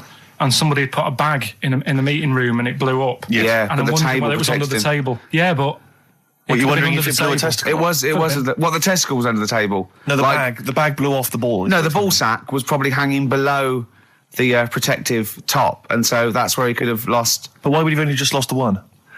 Because the way he was sitting. Cross-legged or something. Sure. Sure. Okay. Well, I mean, again. Last week we had a Che Guevara expert phoned up. Maybe they could. Maybe there's a Hitler expert this time who could maybe phone up and confirm the testicle theory. Yeah. What's the number again, Carl? 08700 800 1234. You need to have at least done a PhD or something. I don't think we should invite calls about Hitler. I think we're asking for trouble. No, I'm talking about someone who's done a study of him and who's done a PhD. Oh, okay. I'm not talking about any old nutter. And also, Carl's lottery numbers. He's a little bit more confident this week. Okay, good. He went there more like it. And I looked at him and I laughed. He went, no, even Suzanne said I'm on more on the right lines there. Is anyone who has done a degree in maths or A-level maths that can bear... Carl won't believe this, right? Carl thinks... I know I was partly doing it to confuse him, just see that look on his face like a cat, right? But there is the chances with a random numbers, for example, the lottery, of getting 1, 2, 3, 4, 5, 6 are no greater than any other single combination. Right. Now, that's true. I don't mean you're more likely to get 1, 2, 3, 4, 5, 6 than any other combination put together, but than any other individual combination, they're all equal. It's counterintuitive, I know. I know you think that to get a run of 1 to 6 is less likely than anything else, but it's not. Any named combination... It's not, Carl. If there's a probability... Well, it's never happened. It's never happened. Yeah, but there's any number of combinations that have never happened. Every one of those combinations that have come up have happened, and they're just as likely or unlikely as any other combination, right? It's just that you feel intuitively, right, that 1, 2, 3, 4, 5, 6 is less likely than 1, 7, 12, 34, 60. You know what I mean? Well, I didn't win. Play record. Okay. If you give a monkey childbirth pills, it works. That's. Well, we were talking about interesting things about sneezing, and I remembered an interesting fact about monkeys. So, anyway, 2:30, brilliant. What did happen to that bloke who used to make the sound effects in Police Academy? I don't know. He was brilliant, wasn't he? Do you remember him? I don't remember. Was him. he called Hightower? Yeah, he was good. Yeah. If anyone knows, give us a call. God. Girls and boys. You've embarrassed yourself then, Gervais. What? Well, we've had a number of calls and emails pointing out that the Hindenburg disaster was not because the Zeppelin was filled with helium. Hydrogen. But filled with hydrogen. Oh, right, okay. Well, I thought about that when he told me in the week. Yeah, but I assumed he must have got that off from the documentary. So it just went up. So that's probably why the voices didn't go. That was probably why it didn't feature in the documentary. Yeah. But it seems to me we should have thought of that. I mean, like, it's school fates and stuff where they're like filling little balloons with helium. Yeah. You know, there'd be all kinds of horror stories if they were just, just blowing up, left, right and centre. I don't think you can just blow helium up like that, can you? What? Isn't that the point? What I'm saying is it can't be as potentially lethal as hydrogen, helium. Well, what, hydrogen isn't as bad as helium? No, helium's not as bad as hydrogen. I don't know what you're saying, because the Hindenburg was hydrogen. Yeah, and I'm saying, why did we think it was helium? That's crazy. You go to school fates and stuff with like little kids, and they're filling up little balloons with helium. They wouldn't have big canisters of helium, a charity event or a small kind of bring and buy sale if it was deadly. Yeah, but it's not as big. I mean, when you buy those balloons at a fair, it's not as big as that big. But presumably balloon. it's still flammable, is it? But it wasn't the fact how dangerous the rare gas was, or it was the fact that it was made of this thing that caught fire and just went. There was nothing. A hole in it would have been as bad. It just burnt quickly and fell to the ground because the hydrogen or helium escaped. It wasn't. It was irrelevant that what the gas was, wasn't it? I thought it was that there was supposed to be some kind of explosion. Well, I don't know what it was, but the point is because the outer thing was so thin, right? The gas inside escaped and it fell to the ground. So it just fell to the ground like when you've popped a balloon. Well, not. It didn't quite. sort of go. It didn't like flap all over the place and make a zany noise.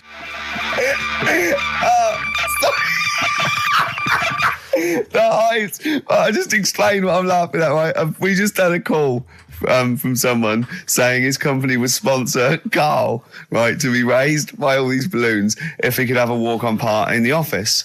And we immediately went, we're worried about that sort of thing. You can't really promise that artistic, And I was worried about the legality of it as well. How can you promise someone that for personal gain that's a private and all that sort of stuff, right? And I went, I don't know. And anyway, put the phone down to him, and Karl went... I love the fact you're more effing worried about that than me being raised 30 feet in the effing air. You started getting scared, did you? Are you worried about it? Well, you're quite excited about the idea of the challenge, aren't you? I like the idea, but I want, like... Why do you like the idea, Karl? Oh, what if it went all wrong and we're there going, the humanity of it? I think we need Karl to get... he's just... And the rope would pull out my trousers. Oh, no, it's definitely got to be Dr. Fox if that's going to happen. God. We've got to do this. So hang on, but let's just think about because wait a minute, we say this, but we'd have to get all kinds of health and safety people involved. No, we wouldn't. Of course we can't just start raising you in the air. No, you're allowed to do it on private land, aren't you? Look, what happened to the Hindenburg? No, but I was just saying there was lots of people died. Listen, look, all we do is we get someone, right? But what if he gets loose and he just floats off into the air? And he meets his magpie that he lost. He used to peck his grifter. Balloons. So I'm so excited about this. Listen, we've got to do this. No, but please. Shut up a minute. Let's just stop and think about it. It's 60,000 balloons. No, it's not. It's 6,000. But 6,000 balloons. That's a lot of balloons. No, it's not. No, it's not. Silly. For sponsorship, people pay for. No, listen, it's worth it. There must be a company out there that'll pay for this, just so we can film it. Hang on, is there not an easier way of just getting one big balloon? Then the challenge is there's no challenge. Then. No, it's got to be. It's got to have people coming up and hooking balloons. It'd be like Buckaroo, and the person who puts the balloon that actually raises him 10 feet wins a prize or something. So hang on. So what we've got each person with like 500 balloons. Yeah, that's mad. Can you imagine how many balloons that is? That's ludicrous. 6,000. Yeah, that's an awful lot of balloons. I don't know. There must be someone that could do this. Oh look, people have walked on the moon for Christ's sake. We can raise Karl Pilkington with some balloons. Yes, but they had a NASA budget. We've got XFM behind us. Yeah, but balloons. Yeah. Balloons are cheap. You can get about a pack of 25 for about 150. Right, fine. No, true. Yeah, the helium though, Karl. You can't just attach yourself to a pack of balloons. No, but what do you think? We blow them all up with helium, right? Oh, off you go. But then we can do something with the balloons, can't we? Like release them afterwards. Oh, we'll release them back into the wild. Brilliant, as a sign of peace.